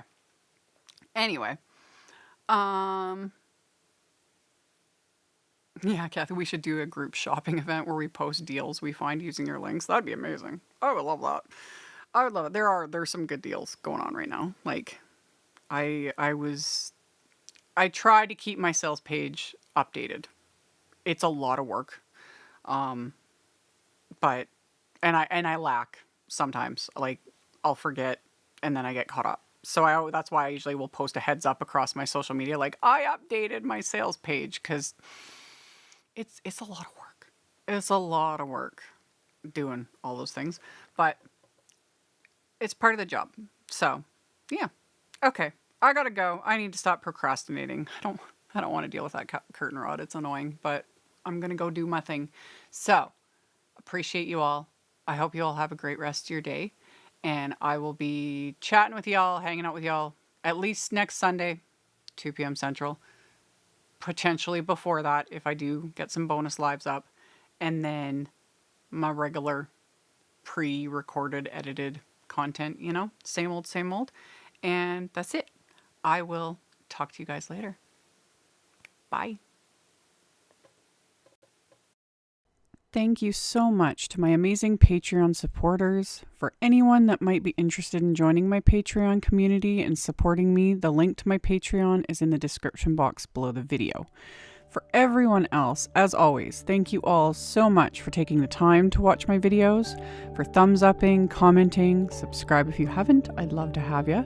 And here's a couple other videos for you to check out in case you missed them. Bye!